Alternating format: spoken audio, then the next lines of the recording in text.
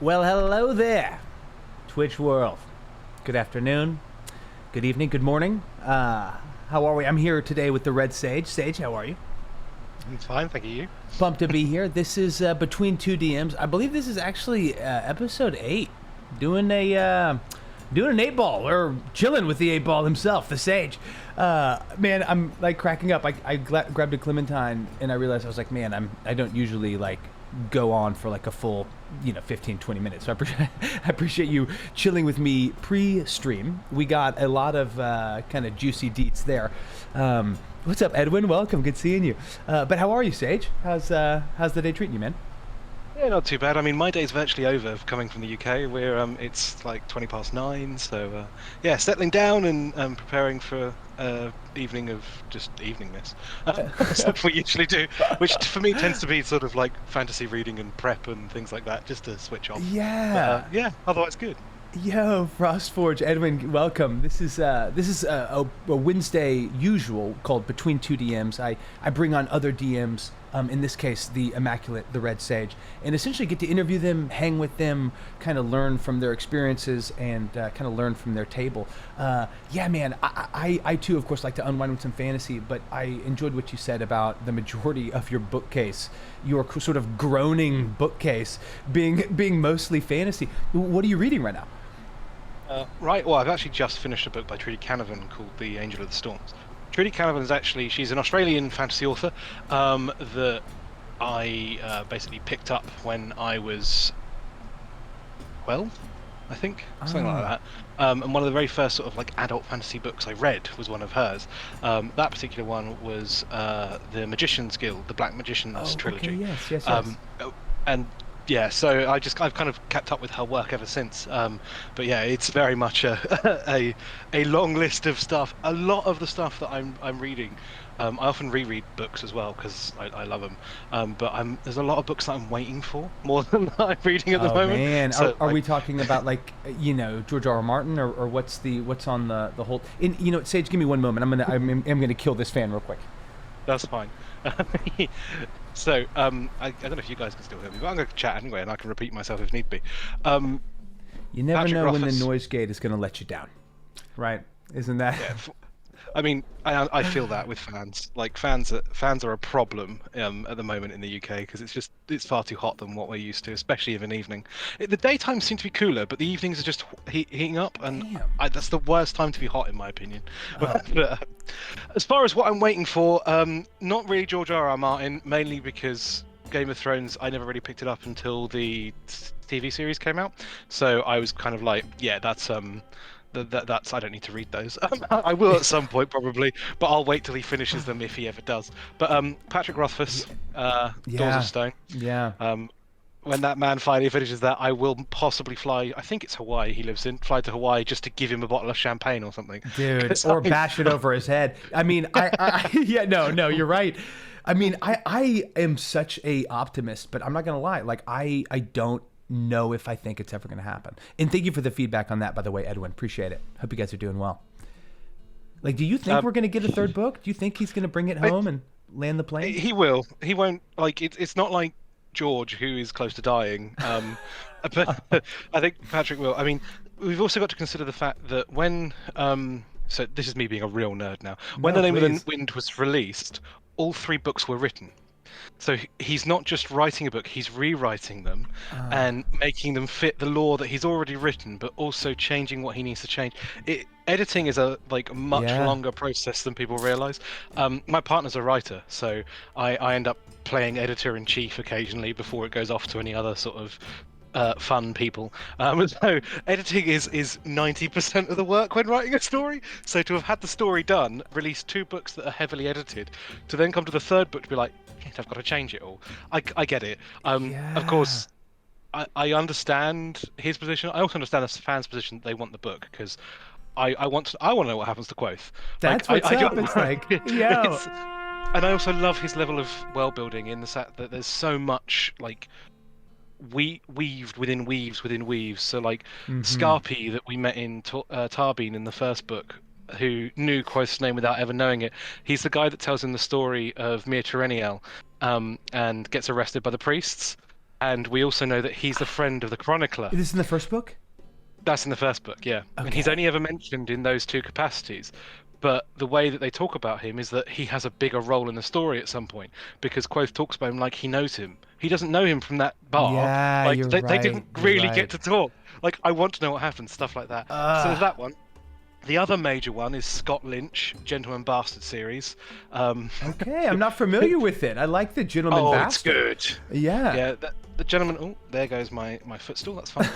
Yeah. The Gentleman Bastard series is it follows two thieves on various adventures around the fallen empire of the Theron throne, and it's Locke Lamora and Jean Tannen.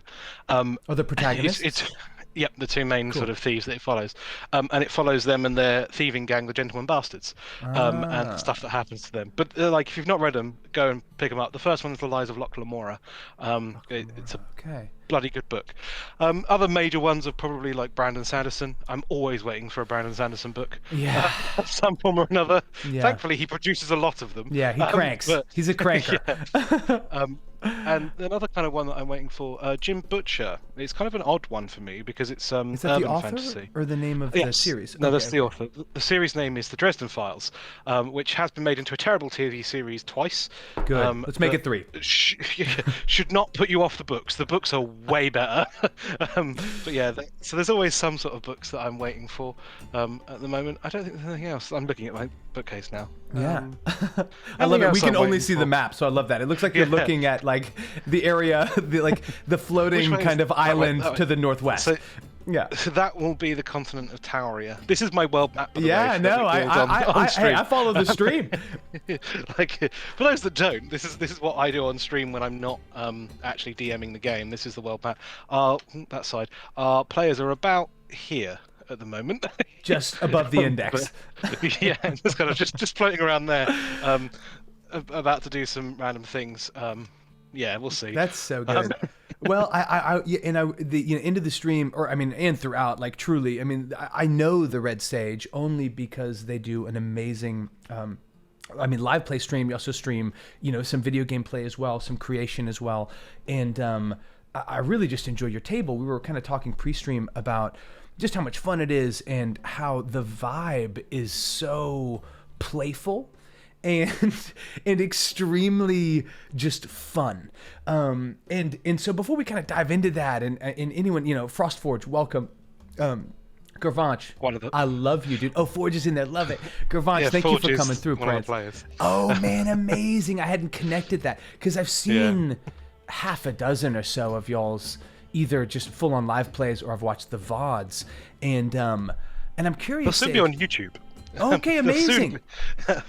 Technically they're uploaded. They're just not published yet because I need to put in descriptions. They're lurking. They're trying to find time. Yeah, they're just sort of there waiting. They're ready to go. Believe me. And I want them done by the end of the month. But I'm actually changing jobs soon, going from one company to another. So I've got a week off. So I'm going to spend the week making sure that I've got the descriptions and everything done for them, and maybe some flashier front cards, because at the moment it's just our logo, which is probably going to be really confusing for anyone that tries to watch them in order.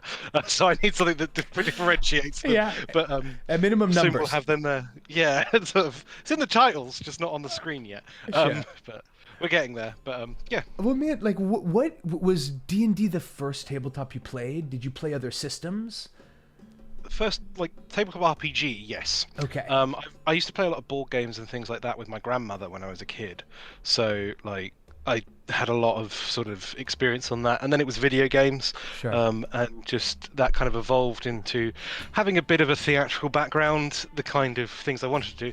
And then one day I was in Waterstones, which is our version of Barnes and Noble. Okay. And it was references for Americans, talking about British things, trying to reference it for people that'll understand it. And do you know what, it was this book that was sat on the thing. I don't know if you're able to see this, 3rd edition. D&D. Let's go. Oh, heck yeah. And I picked up the player's handbook. I say picked it up. I forced my father to buy it for me by basically complaining a lot until he did, and never looked back. Really, from there. Were you a DM first or player first? I wanted to be a player first, but I ended up DMing first. Sure. I then played for a little bit and then stopped. Went to university, came back from university, so I missed 4th edition. So, like, Fourth edition was basically while I was at uni, and I knew for a full-on fact that if I picked up fourth edition, I would never get any work. You would flunk. Yeah, that's very real. So I came back and was like, right, D&D, wait, what's this new edition? And picked up fifth edition, and I DM way more than I play in fifth edition. Got you. And have since it started. But it's a little bit of the control freak in me. I like having that kind of overarching control, and I think as a DM, I produce more joy than I do as a player. Like, I can make players have more fun as a DM than I can as a player. I like playing. Like, I play in a home game with some friends online, who I play a relic hunting Eldritch Knight elf that is currently trying to work out how he's managed to get himself into some sort of world-ending situation. All he wanted to do was secure the relic on his mission and get home. Yeah, been there. But I find that as a DM, I tend to produce a happier table than as a player. I mean, players obviously contribute in every way. So like you said, the vibe at my table with our sort of stream game plot armor is very fun, but that is very in large part down to the players. Like, they are very relaxed people as well. They're up for fun. And they're there to enjoy it. And I think that's something that a lot of people that try to do like actual play podcasts or streams and things like that forget, that it's about fun.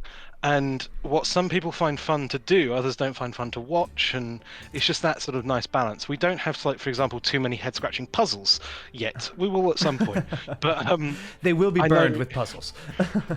You say that. Frostforge especially is this kind of weird savant with puzzles. He played in a game of mine once, and I spent about 3 weeks looking up like the most obscure riddle I could possibly find, that had like almost no connection to the answer. You have to be like a sad level botanist to realize that this one word meant the answer was that. I read it out, and literally without missing a beat, he just went, "It's a cabbage." Jesus. How do you know it's a cabbage? Jesus. Like, how did you get it that quickly? That is a cold forge. That is a cold forge. I mean, do you remember the actual guys? Yeah, I because I need to get to building world on stream and then getting people like me to put demon ducks of doom. So maybe that's next. But what was the prompt?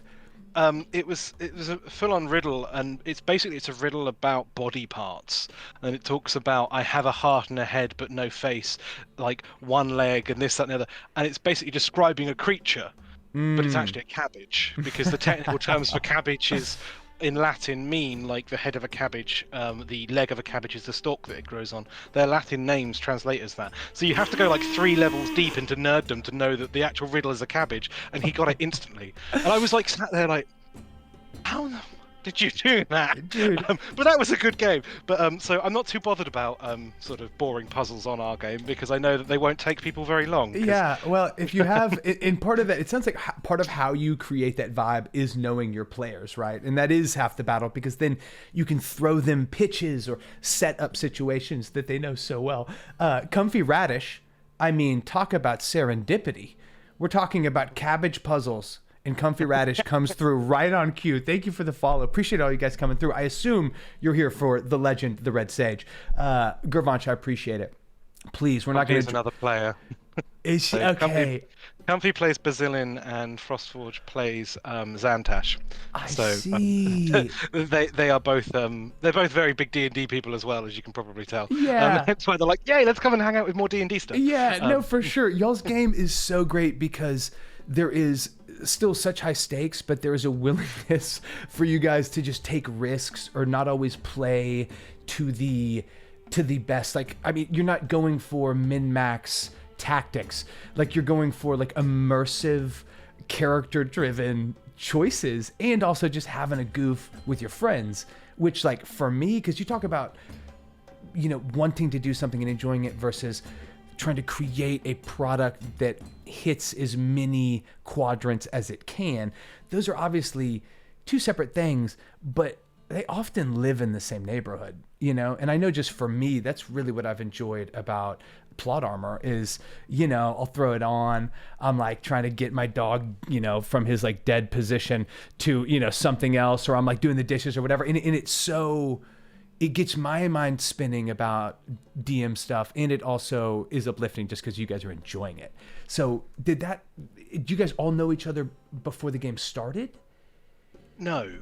So Frostforge I do know. Frostforge Cool. runs one of the local stores in my area. I don't think you'll mind. He runs a Warhammer store.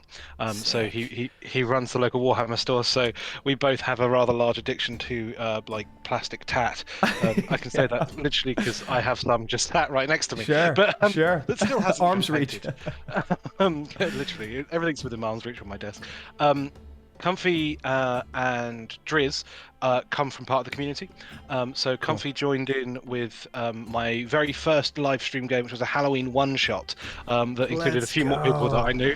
I might revive that this year. Maybe not the same thing, but we might do another Halloween one. Cool. But so I was like, hey, I'd love to like play more long-term. So that's where Comfy comes from. And Driz was a member of the sort of community of the world building and through a few other sort of streamer friends and stuff like that. And the other player, Red and Blue Jay, is Frostforge's partner. So yes.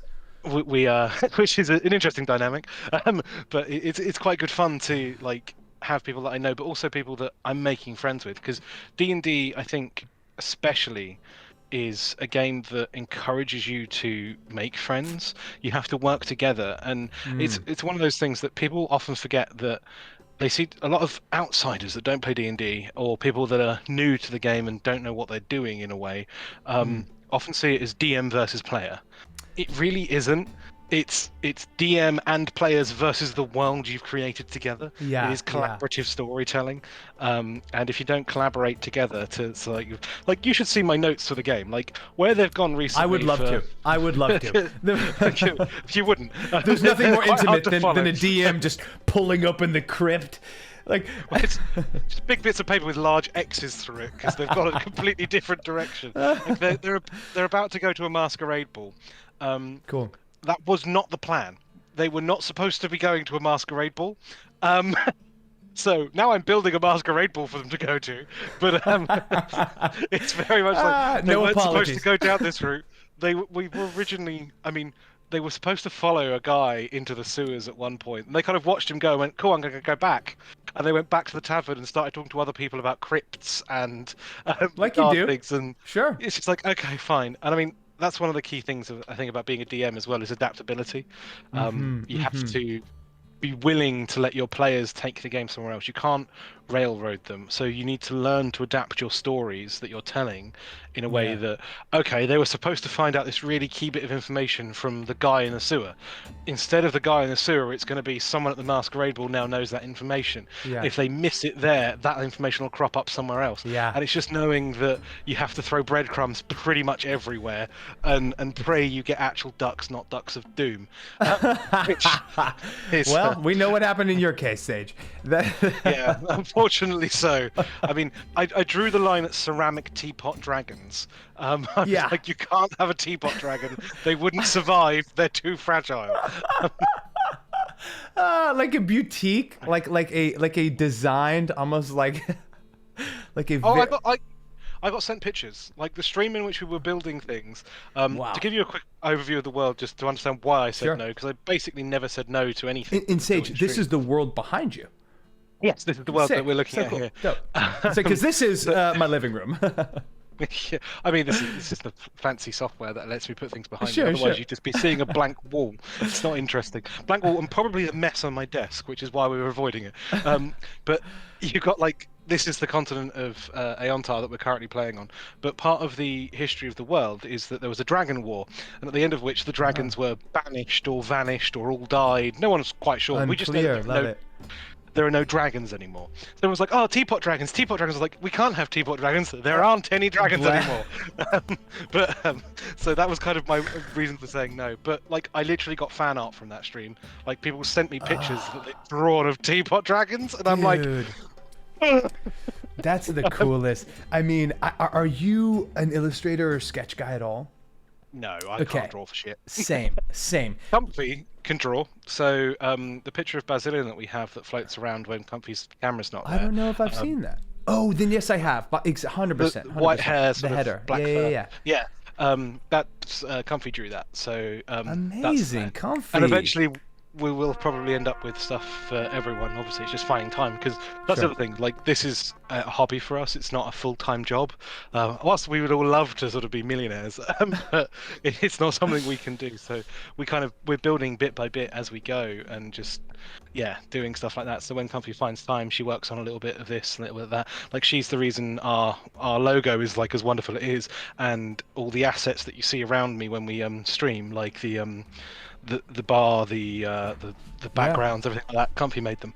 So Comfy is the artistic one of the group for certain at this point. That is a blessing. That is a blessing, and it's fun because it sounds like, this vibe has been, cultivated to a degree, in the sense that, like, you're getting to know people. You're bringing them in. Some of them, of course, IRL. It's so great that Forge is also just a safe cracker, in general, to kind of have that as a resource. As a DM, you're like, I can throw anything. That's honestly how I kind of feel about my man Gervach, who really talented streamer, really talented producer as well. Shout out to my boy. But he has never played D&D before. And we did a stream where we more or less built a character for him. We built a paladin, a black dragonborn. This dude's gonna absolutely rock. But I am working towards something like that, which is more or less going to be like a with chat oneer. And I think, especially, it sounds like everyone in that case was more a D&D vet, but it's so fun. Like, that energy of a new table, like you as a DM playing with a new table, is unlike anything else. Well, we're a mixed group. Red and Blue Jay and Driz both hadn't really, or if they've played, it wasn't for a long time.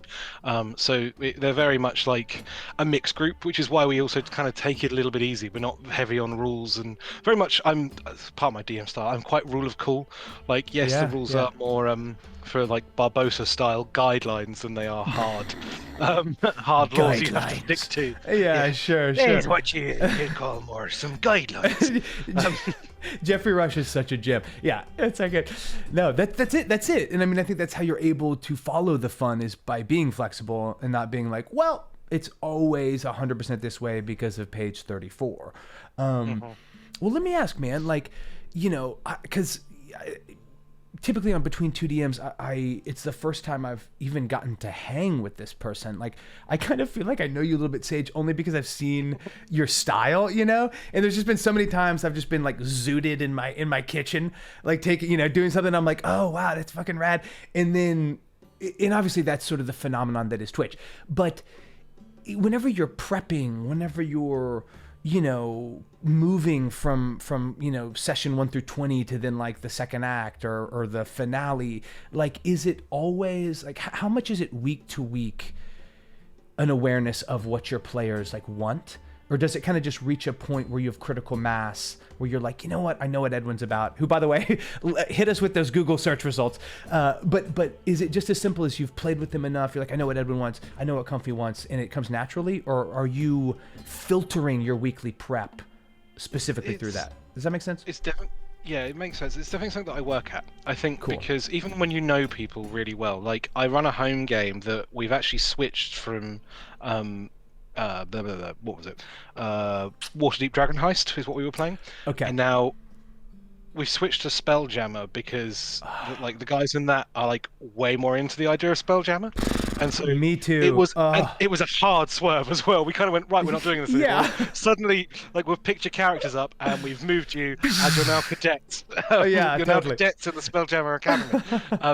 But it's something that people grow and change. So even if you know them well, it's always good to check back in with them. But initially, when you're starting a table, session zeros are like 100% important, because it sets the tone for the table. Like, we streamed session zeros for all of the characters and just had a like long chat about it. But even before those streams, we had session zeros because of the style of the game we were playing. And did you guys zoom that out, or were you like on a Discord, or what did that look like? Yeah, it was just Discord chat, like us on cameras and just chatting it and being like, right, so this is kind of where we want to go. These are the character ideas you've all got. Are you happy with those? Are you uncomfortable with the things that we want to talk about? Especially because it's a performative game, this one as well. Yeah. These players know a lot more about my world and my story than I'd normally give to a home game, because part of a home game is the discovery of new things. These guys kind of know what's coming up occasionally, because I can't have them sat there in silence for 40 minutes trying to work out what they want to do next, which you can do at home you've seen game. my games. Oh, I see.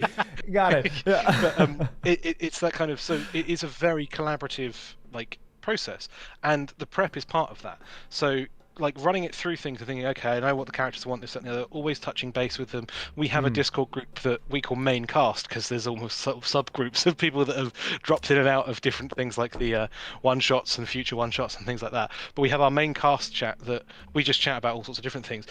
So for example, I'm going to say it, Comfy has turned around and said that she wants a dress-up stream in which we are all dressed as characters. Yeah, okay. Can I go officially say that I want that too? Like, yes. I point out that you're welcome to do it at any stream, but Comfy has promised to paint herself blue should we do it. So we're going to end up with something along those lines at some point. And it's just those kind of that regular check-in and knowing where everyone's at. It's important to do for any game that you do, because as part of my prep, I know this is where the guys are at, this is what they're feeling. Like, sometimes when things come up in life, it will affect your game. So if you're in a certain position in life, you need to take a step back from certain things. So if you're in a really heavy, like, to be quite adult about it, if you're in a heavy drug storyline, like you're overturning the local thief gangs that are doing that, and something happens in someone's lives, you need to be able to go, okay, we're not going to pursue that anymore. Something's happened that's called you away. Just because the whole point of D&D is to have fun and escapism, in my opinion. Yeah. And if you bring too much heavy hitting stuff, like there was a joke somewhere in our setup at one point that we should have a world virus, and I was like, no, let's not do that. That's far too real right now. Everyone stay inside and never go adventuring. Problem solved. Yeah, it's like I thought this was a fantasy, Sage. Yeah, no, that's real. So we joke about it, but we won't do stuff like that. It's too heavy. in for that, like, is it? Like, where is that line for you? Does it shift table to table, or in okay? And that seems very, very wise. Are you then in the scenario of the Thieves Guild, like with plot armor? Would that then be something that is either just kind of like not something we would dive into in terms of big plot points, or is it more you would just kind of treat it more off the cuff, like the drug ring is selling, candy cigarettes? Everything's an analogy when it comes to things like that. Like the guys have found Ferrara dust, which has been mentioned. It's destroying the city that they're currently in. So there is this. That's why I've kind of brought it up as a drug gang. There is a drug gang selling drugs in the city that they're currently in that is causing a huge problem, and it's something that we talk about off screen as well, to be like, hey, are we comfortable with this? If it turns out that by next session, like, God forbid something happens to anyone that we love, but let's say something does and it's going to cause a problem, we will find that next session they're leaving the city, or we will swerve entirely, because although we are kind of protecting the storyline and the game as well, I have to protect my players. My players are my collaborative storytellers. I'm not going to put someone through something that they're very uncomfortable with. There are ways as a DM that you can be like, cool, so we'll do the masquerade ball. You are basically never going to change the Duke's mind about the purge, so because you don't want to participate, you're going to leave. And we'll do that part, and we're just going to skip over the rest of why the purge is happening that we were going to go into. Okay, copy. It's because protecting your players as well, because when what you said there about it shifting table to table, it has to, because that line has to be set by the group of people that you're with, and what is comfortable for one person might not be for another. So like, whilst this table that we're doing with, we are comfortable with it. We've talked about it. We've talked about the themes that we want to explore and that we can explore comfortably, and we're willing to adapt if we can't, because things change. That same set of discussions might not work with another table. So there might be other kinds of trauma that exist within a person, because we're humans. We're pretty much made up of trauma, especially the British. We very stiff upper lip about it. We don't talk about anything. And whilst the drug thing might work with this table, it wouldn't work with another, but vice versa. With that table, we might go into sort of, when War of the Lance comes out, we might go into full-on war steampunk style on table A, but table B, that might be triggering for people that have lived through things like that they don't want to re-experience. Yeah. So your line has to be set by the people at the table, and that line should be able to change mid-game if necessary. There's a couple of RPG like tools out there, like the X card or Veils that people use. That you need to understand that these are there and should be used to protect your own mental health as a DM as well as a player, because you are a player eventually. And if you want to stop a session because of something, you're entitled to as well. I think DMs forget that. Just because it's something that we all have to work need to be together. having fun, right? I mean, exactly. That's a factor in it too. I mean, like, it's very hard. I know it's like, I will definitely the British have definitely cornered the stiff upper lip, but it's but yeah, I mean, that's part of the formula, right? That's part of what makes it sustainable. That dry wit. Yeah. We have very dry wit. Yeah, and canned goods. Yeah, no, I mean, I feel that. I think that's so wise, and just bears reference. I mean, if anyone needs that as a DM resource, I mean, obviously, Googling X cards, Googling Veils is helpful. I have it in my Discord as well. I'm sure you do. Hit either of us up, and I'm sure one of us will be able to send you a link or something like that. Totally. There's a resource page in the Discord. But man, yeah, that's really important. And just in more, just because we're on this path, I found some of the most helpful things I have kind of tapped into have been 40 sessions in, or like for some of the longer running home games or whatever, to then send out a Google survey. Right? Or just sort of touch base on like, hey, themes for sure, like, but how do we feel about how we're spending our time? Do we want more of this? Do we want more puzzles because we like watching Forge just crack them open? Cool. And I was surprised by some of the answers I got, which at minimum shows that, like, damn, I needed to ask, And so anyway, I appreciate you bringing that up, Sage, and I appreciate you kind of encouraging that, because that's completely valuable. That's massive. So it sounds like with this particular home game, it began as Waterdeep, right? As Heist, right? And so it began as an adventure book.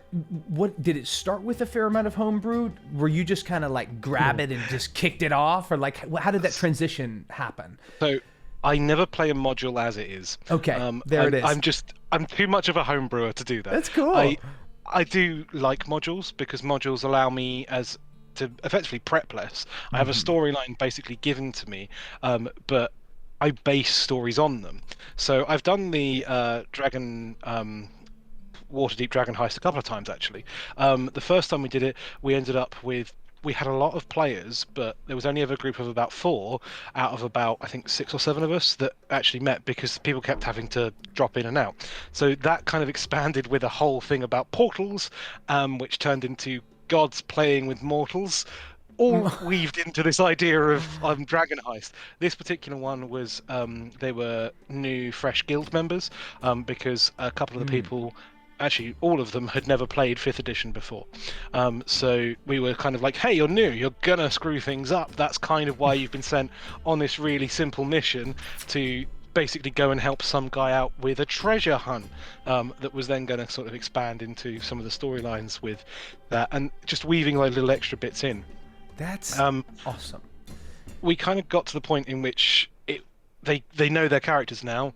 They're not really having fun with this storyline. They're kind of pushing against the authority of the town watch and like the nobles and things like that. They're not enjoying it. And clearly the DM with all these teacup dragons. Yeah, there's a lot of pushing. I'm sensing. Stop doing that. But it was very like, cool, okay, you guys aren't having fun with this. Do you want to keep going with this story, or Spelljammer's just come out?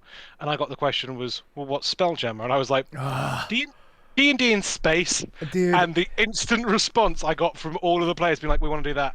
It wasn't even like his question. It's like, right, okay, we'll pick you up and we'll move you. Your guild airship comes along and says, hey, you're well trained enough. We're going to swap you out for another new recruit who are going to continue on that mission, because the contract's with the guild, not with you as adventurers. So that can happen. Yeah. And we're going to put you through some special training. And they drop them off at the Spelljammers Academy, and they're now working their way through the Spelljammers Academy, and they're having way more fun. Dude, to the point in which SGA. Let's go. One of them wants to change their character, which is absolutely fine.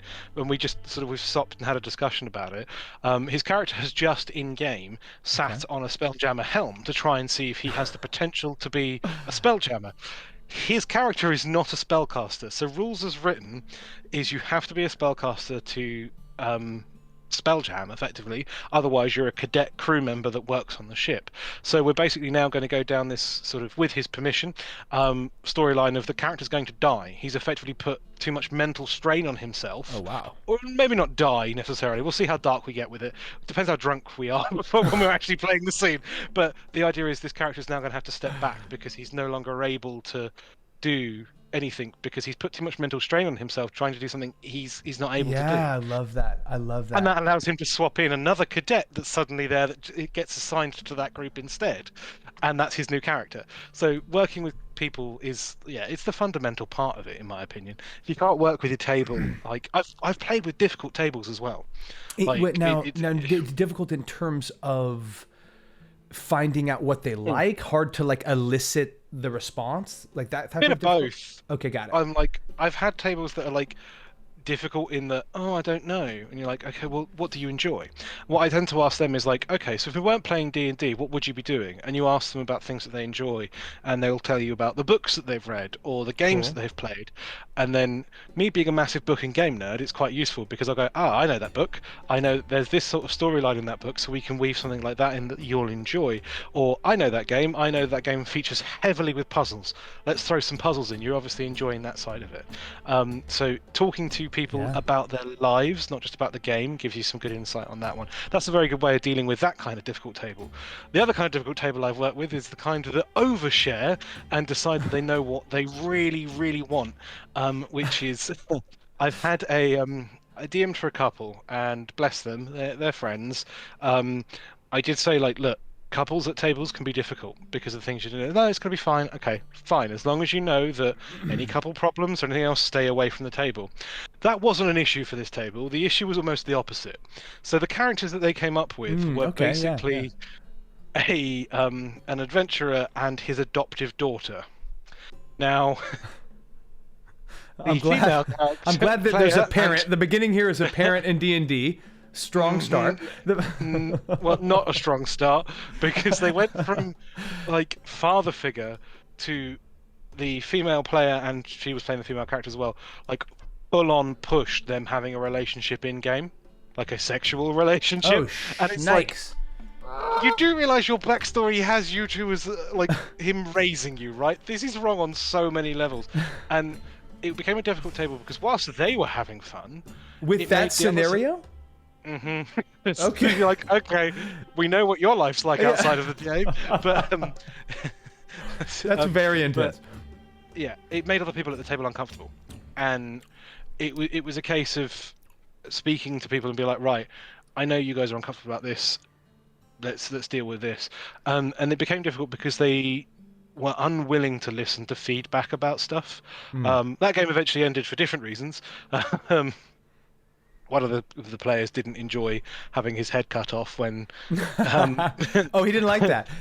No, not really. But it was like the problem he had with it is that he didn't get any saving throw against the fact that he was being sort of held down and executed because he did the thing that he was told: if you do this, you will be executed, and so he did it. It was like, well, you don't really get, like, you failed your. How did that situation arise? In Edwin and Root, I see those two questions. Good seeing both you guys. I'm gonna get to that. Yes. But how did that situation arise? So that arose with they basically ran into a small skirmishing army of hobgoblins, and they were massively outnumbered. And so did they know? Did they see that? Like they?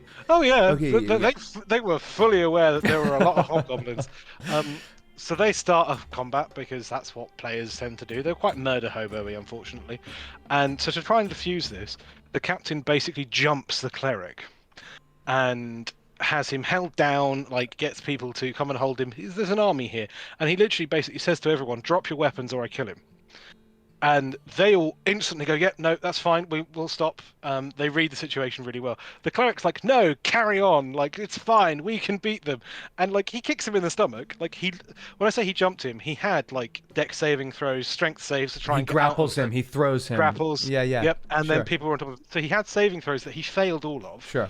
And he turns to him and says, "Don't say that again. Otherwise, I will execute you. They are to do as they are told by me, not you." Turns back, starts talking to them, and he shouts over the hobgoblin captain.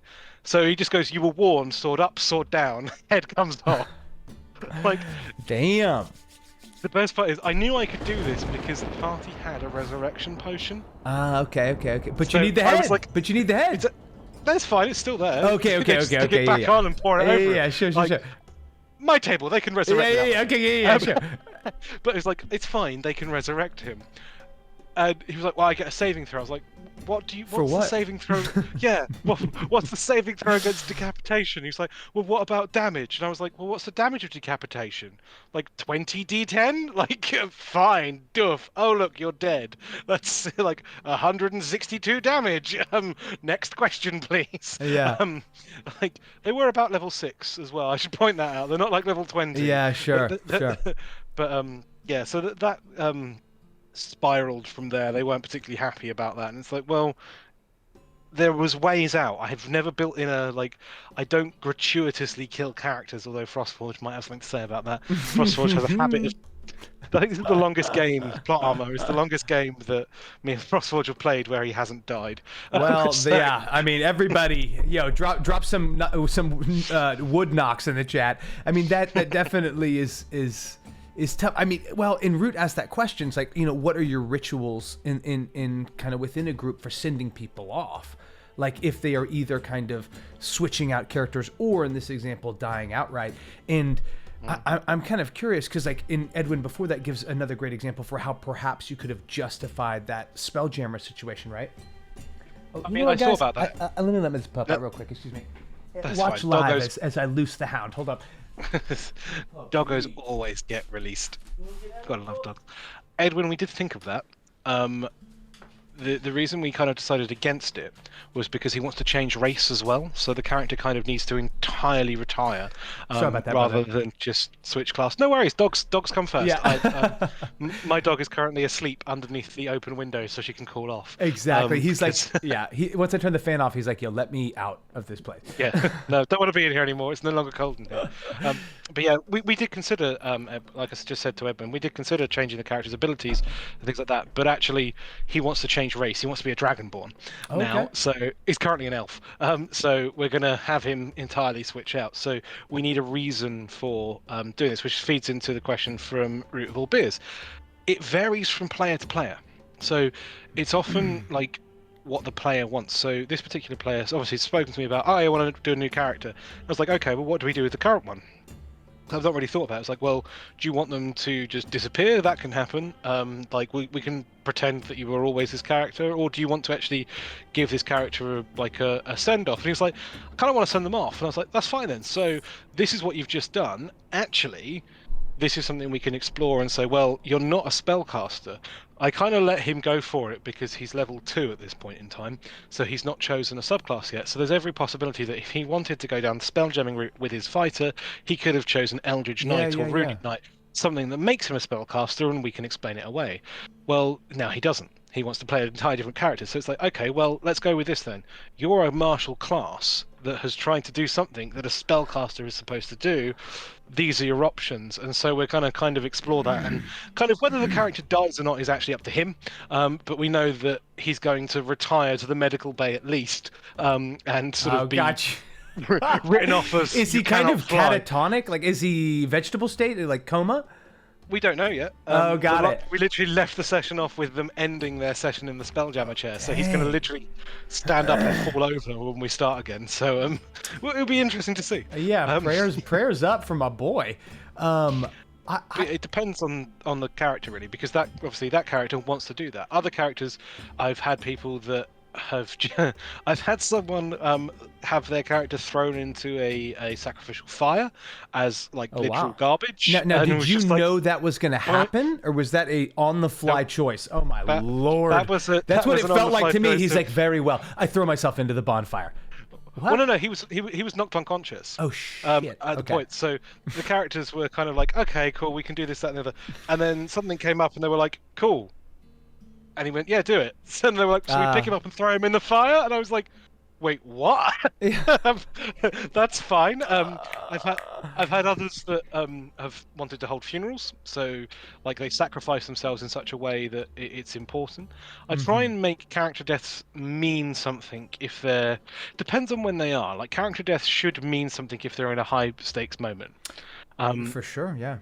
And I try and do that. And like I said, with the guy that had his head cut off, there was a way out. I wouldn't have done that sort of without knowing that, do you know what, you've got a Phoenix potion in your bag that you can use to resurrect the character. And he ducked for a few sessions before finally sort of saying, actually, I don't want to come back at all. But that's actually what they did, is what I got them to do the following session, is to resurrect his character. And then because he wasn't sort of coming, we had him walk off to basically go and contemplate the gods, because he's effectively had an experience with them. Yeah. And that's why he wasn't with the group. But it's very much like you need to have dealing with death is something that I'm seeing quite a lot at the moment in the D&D community, about sort of how do you deal with character deaths? Do you give them a new mission to resurrect the character or things like that? And there are so many different ways you can deal with it, and it really comes down to your characters and your table. It comes back to that like thing that we talked about at the very beginning of collaborative storytelling and working together as a table, which is so much like editing. Like I've been meaning to say that, but it really is like very much putting on the editing pants, which is way different than putting on the writer hat or whatever it would be.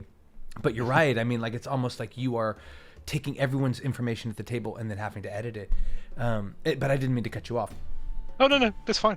It's a conversation. Conversations are two ways. I can't just sit here and talk all the time. No, I mean I could listen all day. I so many of these examples, Sage, and for anyone out there just joining us, this is the Red Sage. I'm Carpe the DM. I usually on Wednesdays will run between two DMs where I sit down with another DM just to chop it up, learn how they run their table, maybe steal a trick or two, and hopefully help other people that want to start their own game pick and take and sort of find ways to make it easier on themselves. And so much of the success in the secret sauce is just communication, and I'm really hearing that from you in terms of being able to hear, of course, what your table wants, what they're into. But in the case of a player death, I mean, needing to, and of course, wanting to make that meaningful is going to vary player to player, like, cause I've been a part of situations where it has been like, that's been it. And it has been a sign to sort of up the stakes. Cause I feel like I run tables that are very much like hour-long dramas. Like, you know what I mean? I'm an actor. That's my background. Like, I really want everything to feel like the fourth act of Othello. I mean, that's like kind of, like where I get my rocks off in such a way where it's like everyone's justified in their beef, and I want it to feel just saturated with stake and purpose, right? But the only time I feel like it's been hard for me is when a player has clearly wanted to still play the same player. And I like that because that attachment is real. Like I have never actually had a player character that I've been playing die, and it like terrifies me. I've been close, but I only say that because like even in that situation, it then became about, for me, I was like, well, I don't like, I mean, I love a resurrection potion. Like if you have a cleric and they have diamonds, that's essentially what that is. I mean, they're walking around with a get out of, the afterlife free card, and you have that knowledge as a DM, but at the same time, I still wanted to have some meaning. And it then became about me basically being like, look, man, you can either like play a one-off and like come in as like an interstitial, because it's going to take them some time. No one in your party is a cleric. You guys are like way up in the Sword Coast. You guys would have to go somewhere, and I'm down for all of this if we want to make that the center point of the next, whatever, 3 to 6 sessions or whatever it is. But there's not just like a woman that lives in the woods that can resurrect you. And you know what I mean? And it's tough because like I think if I hadn't like played a certain amount of hours, hearing you, it might be like, damn, okay, it is. And people struggle with the yes and aspect of DMing, but, and this is, I don't mean in any way to like qualify what you've said. I more just find it so truthful and want to sprinkle this out because Sage, you're so good at finding the line, you know, between like, okay, cool, you're into that, but also he said shut up and you're about to be decapitated. So there's both in your world. It's not like you're just catering to everything, you know. There is a reason we called it plot armor, and it is entirely my reason, which is the idea is that everyone assumes because it's a bit like Critical Role kind of has plot armor. Like their character deaths are very, very few and far between, given the fact that there's sort of 7 or 8 of them at the table for now sort of 3 campaigns. We've had like 1 actual character death and like a 1 disintegration. And 1 intended sort of character death, and then 1 that wasn't quite a character death because he came back and then didn't. Weird. But it's the guys, they know they don't have plot armor, and that's kind of why we sort of. I mean, if you do something stupid and you say, "I'm going to jump off this cliff into the Tarrasque's mouth," the Tarrasque is going to eat you. I'm not going to save you just because we're streaming. Kind of thing.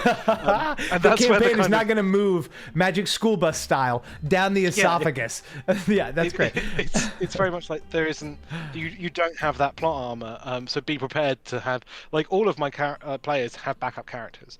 And is that something they start with? Is that part of your session 0, or is that just how they play?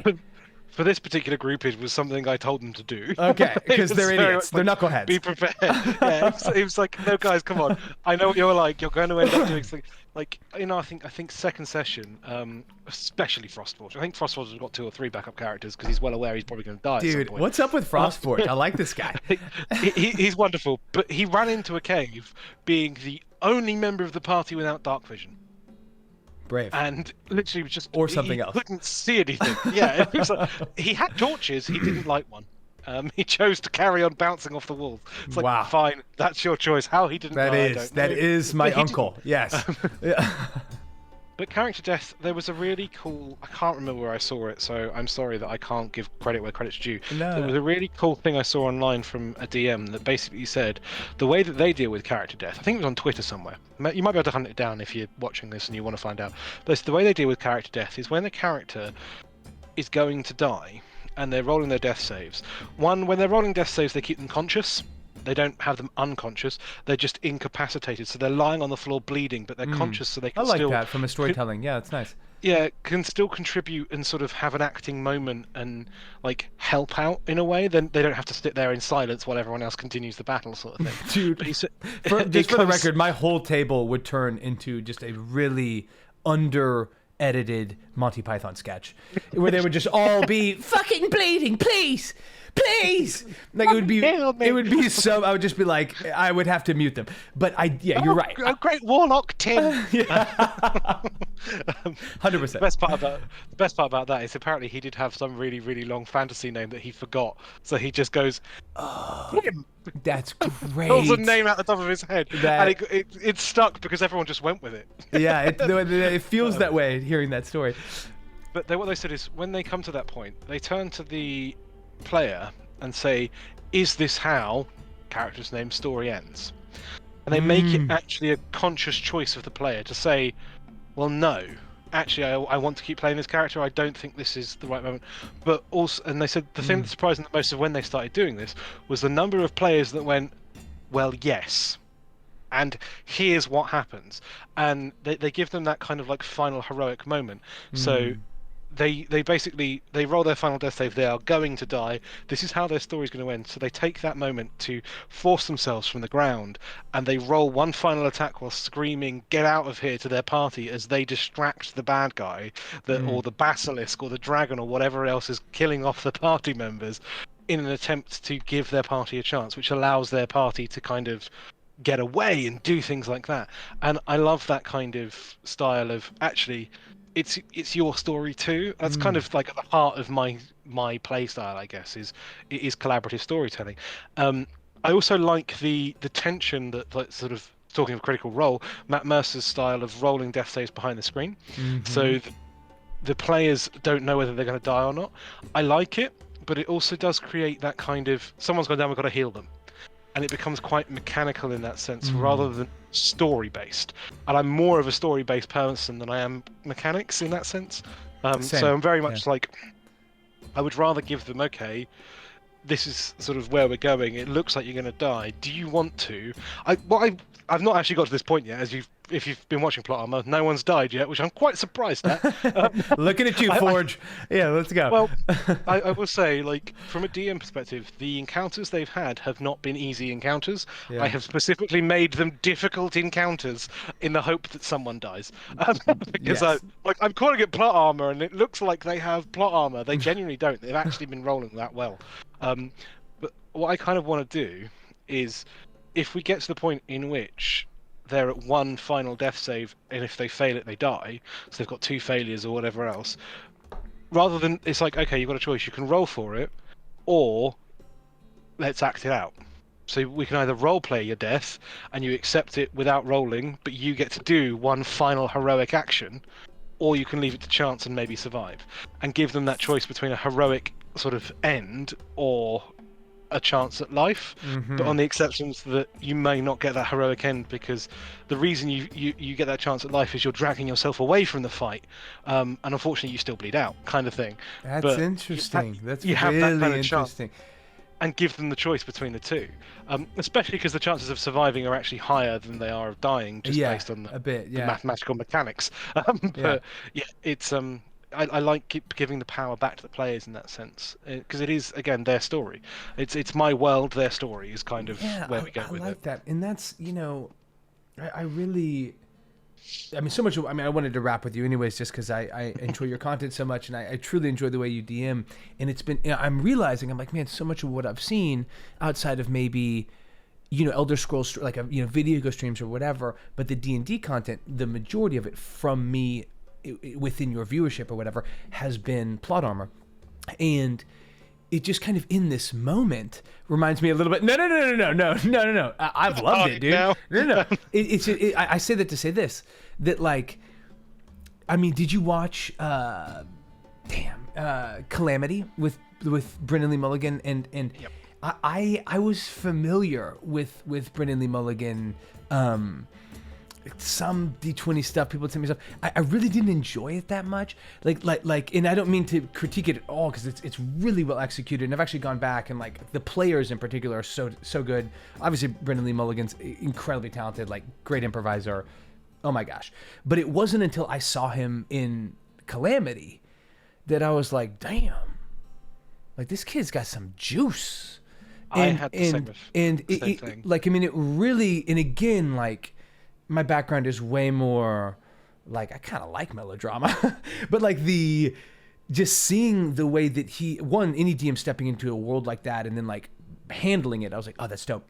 But the end of that first episode, or some of the scene paintings that he evoked, were so contrary to my experience of him as a DM, only through my narrow lens of a handful of episodes of Dimension 20, which, again, are so well done. And it's just funny because I'm sitting here and I'm like thinking, I'm like, damn, like, the Red Sage is like the type of guy that's going to be like, kid, I told you, like, you failed that, you failed this, you're there. Saber's up. Shut the fuck up. Boom, goes on. And then, like, whap, because, like, that's kind of my style. And I feel like it's like it's good because it's earned. And it also, for me as a player, whoo, daddy, I'm there. Like, I'm there. You know what I mean? And that's what I want as a player, period, is not always necessarily to get exactly what, like, I daydream about my character getting, but I want to feel like I'm across from Jeffrey Rush and it's like my life is on the line. You know what I mean? So anyway, I just want to say that I'm like, damn, I need to check out some more of your streams, because, like, all of this is it's just very interesting, man. I love hearing you talk about it. Yeah, that's fine. I mean, I did the same thing with Brennan. Interesting. Like, my previous experiences of him had been quite goofy, I guess, is one way of putting it. And whilst I like goofiness, clearly, like, the Ducks of Doom have been mentioned. So because I let my chat and players help build the world, we have ended up with a set of islands along here called the Capercaillie Islands that have the Ducks of Doom, as they're commonly known. They're basically, if you've played Final Fantasy, they're like Chocobo size, ducks that are evil, and they're partially inspired by the Emu War that Australia fought against the emus, and the idea that these ducks are bred. Yeah, I they did lost. not know. Just to point this out, Australia lost a war against emus. Wow. Okay, there it is. Twice. World War Emu. Yeah. Yeah. So basically, what happened in Australia is emus bred like way too much, and there was just too many of them. So the Australians declared war on them and literally went to hunt them. Wow. They lost more people like per head. The emus killed more humans than the humans managed to kill of the emus. What the because hell? of their breeding rate was so high. And that's kind of what these ducks of Doom are. But they've managed to contain them within these islands, which is why they haven't run rampant across anywhere else. Man, but yeah, that's hilarious. because of that kind of goofiness is a thing. I'm perfectly happy with that. But I also quite like serious things. And Calamity was the first time I'd seen Brennan produce some really serious roleplay, and it was just phenomenal. Like opening the show with just going fire. Like, yeah. Oh shit! Okay, like well, this is what we're doing. Was just brilliant, and similarly with like Abria Iyengar. Like, yeah, she I'd nailed never it. heard of it.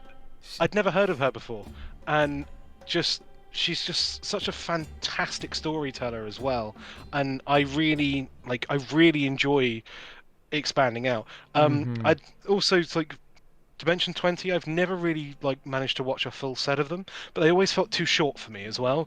Like They sort of move 20 very episodes. quick. Yeah. And it's something that Brennan actually spoke about in one of the sort of wrap-up ones. I with listened to that with Abria and Matt, right? Matt, yeah, about how he Amazing has to do interview. it in a set thing. It was just so interesting as well to listen to 3 different entirely different styles and how they're coming together, building a world together, and just the willingness of Matt to give the reins up as well was just sort of amazing. And it made me feel happier about what I've done with sort of open world building with chat, because it makes the world feel more alive to the DM as well as the players. To have things happening and changing and things that aren't. And it's like streaming on Twitch and opening my world building up and opening ideas up to the community here, which is just phenomenal community. They really are. Like Chat worldwide Bugle. as well. Bugle for the chat. But also just like worldwide, like people like yourself, I would never have gotten to interact with a DM in California without Twitch in that sense. And it's like you learn so much from others, and it's made my world something that isn't a spoof of a Final Fantasy game. Which, for the record, like, sign me up. It's absolutely fine. But like, I was finding that a lot of my worlds that I was homebrewing, they all had magical crystals that controlled the weather and fire, earth, and like lightning. And it was very much like drawing on my childhood experiences of fantasy and things like that. That's me with the Earthsea trilogy in a big way, where I'm like, I can't really fully remove Ursula Le Guin. Get away from it. You know what I mean? Yeah. But I'm okay, you know, like you sort of have to honor that, I think, to a degree. But this doesn't mean that there aren't magical crystals in our world. They've just not found them yet. They're hidden under the dragons. Yeah, it's allowed me to bring so much more in. Like the idea of not having dragons on the world was Chat's idea at one point. Oh, interesting. So, like, there were originally, when I planned to do this, it's Dungeons and Dragons, you have to have dungeons, and you have to have dragons. And they kind of went, the dragons don't exist anymore because of a war. Well, okay, that's entirely new. The why, explaining the why of something is what can be so mesmerizing, right? And so fun as a DM. And I think, you know, with the Patrick, you know, Rothfuss or whatever author we enjoy, that execution is often what's hooking us, where we're like, oh, that does make sense, or damn, I do believe that's the reason why this happened. Man, as that's happening, I kind of want to catch up on this chat real quick, just because I enjoy you guys popping through. Gifted Gabby, so good seeing you. Welcome through. We're doing really well. I don't know if you know the Red Sage. He is absolutely a phenomenal DM. Check him out as well. Also, Valix, good seeing you, Prince, says that when the BBEG is named Barge, Billy Bob, Eugene, Geraldo, they just got to print their initials. Yeah, it's a great point. But I'm curious, like, if you, because you know Edwin as well, right? Yes. Okay, great. Because like I didn't know, Edwin, you were a DM.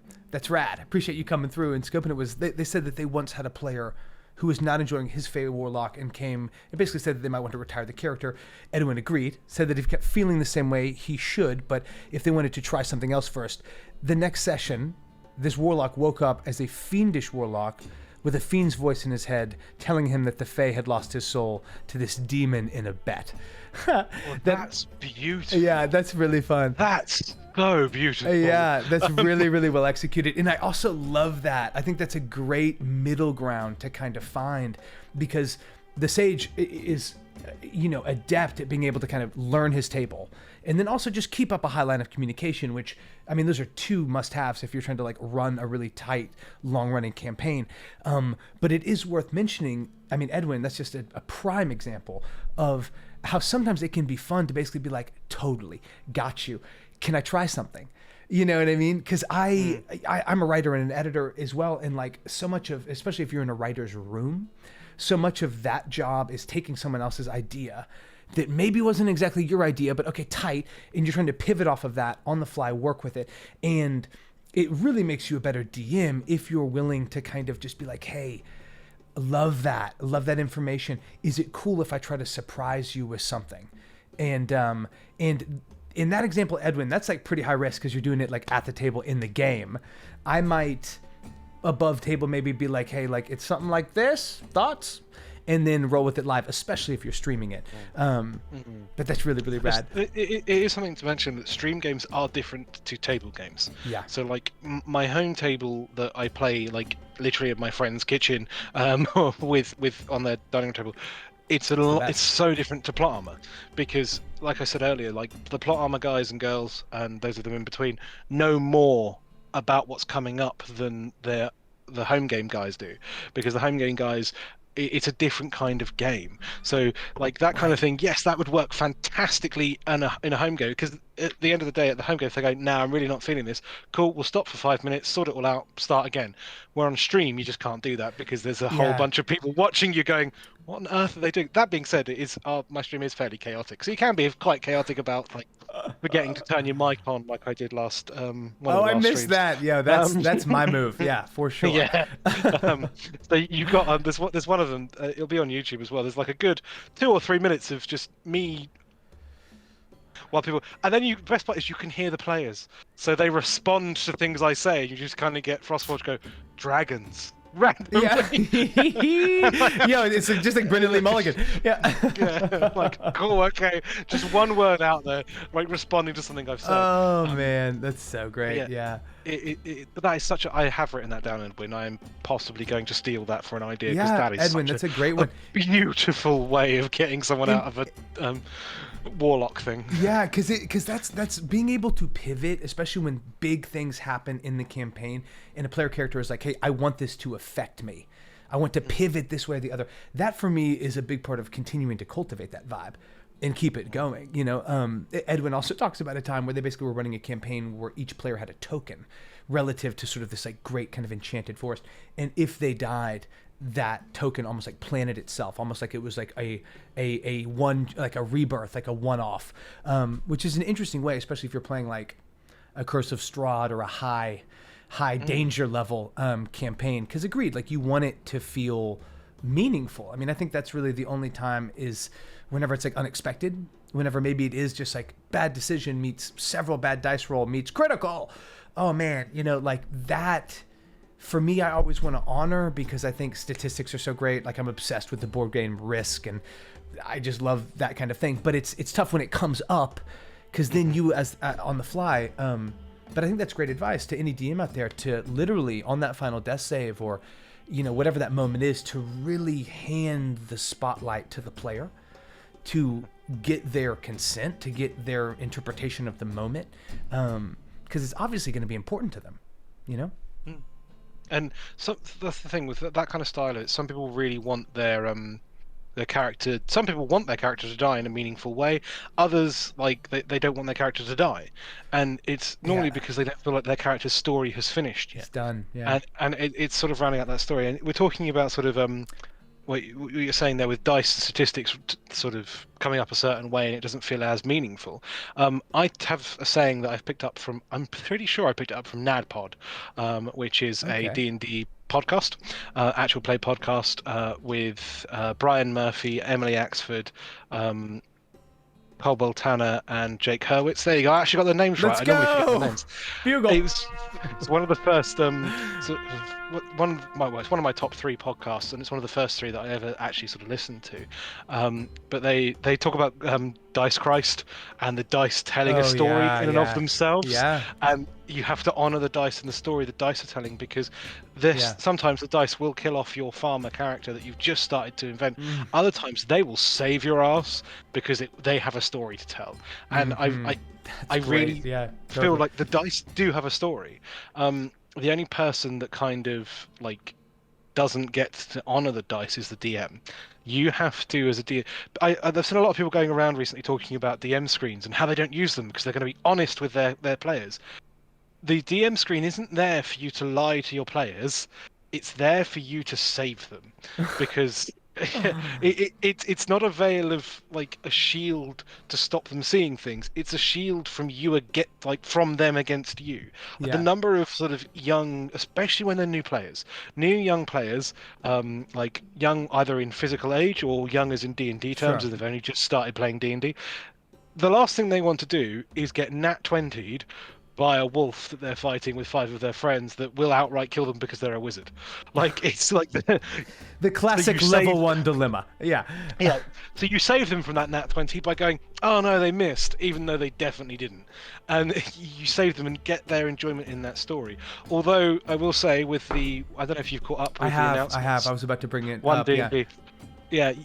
DMs will no longer be able to crit against, well, you can crit, you just don't do the double damage against players anymore, which I think is a nice balance in some ways, because I have had an entire like battle shift because of one single nat 20, and it was fine because it shifted from they were absolutely backsiding me to actually this is now a fair fight. The dice had your back, and that's it. Yeah, it was very much the dice had my back, but within that same game, I literally then fudged 2 more nat 20s that would have outright killed characters because that it wasn't part of the story. Like, that it's there to protect them from you, not to hide things from them. And I think that's like a narrative that a lot of people that are saying, "Oh, I don't need a DM screen," are missing. Like, yeah, it's fine. The dice tell the story. But you are also like, I call myself in Plot Armor the lore keeper, not the DM. Partly for copyright issues, but also partly because we're not in a dungeon. So like, and I'm also not the master as well. I don't. I'm not controlling anything. It is a collaborative effort. So I call myself the lore keeper in the sense that I'm keeping the story. I'm the one that's like making the story move on and our story together. And if a dice is just going to kill someone because it's a dice, that isn't interesting. The story is interesting, and it's also knowing your players again. Sort of, if you know that this dice kill, actually, this player is going to really enjoy the fact that they're going to go down and they're going to have this dramatic moment where they're maimed by a wolf. Brilliant. They're maimed. I love it. Yeah. If you think this player's going to go, that's okay, then you're going to ruin their game and possibly ruin their hobby if they're new to it. They might go, actually, I don't want to play this anymore. All I ever do is die. It's about sort of allowing you that small midge of like freedom, because what you don't want them to do is go, well, you're just making it up. That's why you still roll a dice. Yeah. But in part of it for me, and Gabby raises a great point in that, you know, it does also contain a ton of useful information. I'm like, what is restrained again? Okay, got it. No, but I love it for that as well. I love it also for the visuals on the back. Gabby, what up? I forgot you were a DM. I'm so glad you rolled through. But I'm also curious, Gabby, do you stream? Let us know. But I like to not always let them know. Yeah, exactly. Put it over my face. To not even let them know the attack bonus. I don't want them to know the strength modifier. Like, that for me is also a way to keep immersion high by not making it meta. Oh, that's dope. That's very, very sexy. Oh, that's going to disappear because of my green screening. But it looks... I've got so many. I have far too many like DM screens. That's a good problem to have. Let's go. You get some. These are all official ones as well. I've got some unofficial ones somewhere, but this one I got specifically not because of the art, but because this is the Ghost of Saltmarsh one, and I want to get the Spelljammer one as well because specifically what Gabby said there is a different set of information on the inside. So this has stuff about Marches now. Yeah, Ghost of Saltmarsh. So this one has information about ship-to-ship combat and encounters in the sea, which is different to obviously the standard one that has, as you said, things about like grappling and attack conditions and senses and things like that. And I do occasionally use more than one DM screen specifically because it has useful information on the inside that's cool. That's why I want to pick up the Spelljammer one, so I've got the Spelljammer one, so I got Spelljammer information. Even if it's just there not to hide anything, it is a good point of reference. Yeah, no, 100%, man, 100%. And I mean, hopefully you would just have a table also that trusts you with that. But agreed. The times that I have not used a screen, I mean, I would say like 99% of my rolls like are just as is, and I just roll with it. There's been times where I can't roll above a 6. There's times where my average is a 19. Like, let's go. You know what I mean? Like, I'm there to eat. Yep. It is what it is. But at the same time, one time with a new party that again had a level 1 wizard, they triggered a trap, and I, for drama, was more or less like, okay, this is about to be 4d8, and I'm gonna roll this. Like, I'm gonna roll this outright.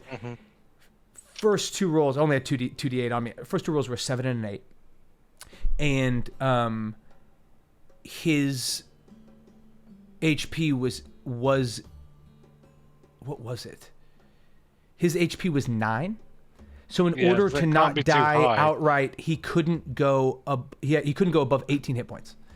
Yep. And we're at 15. And I was just like, and I'm literally standing there, I'm just like, oh my God. You know what I mean? And I'm like, I can't roll the other 2 d8s behind the screen. This was like a couple years ago. This was like, I'm like, okay. And I'm like, and he doesn't know. I'm like, this needs to be 2 1s or a 1 and a 2.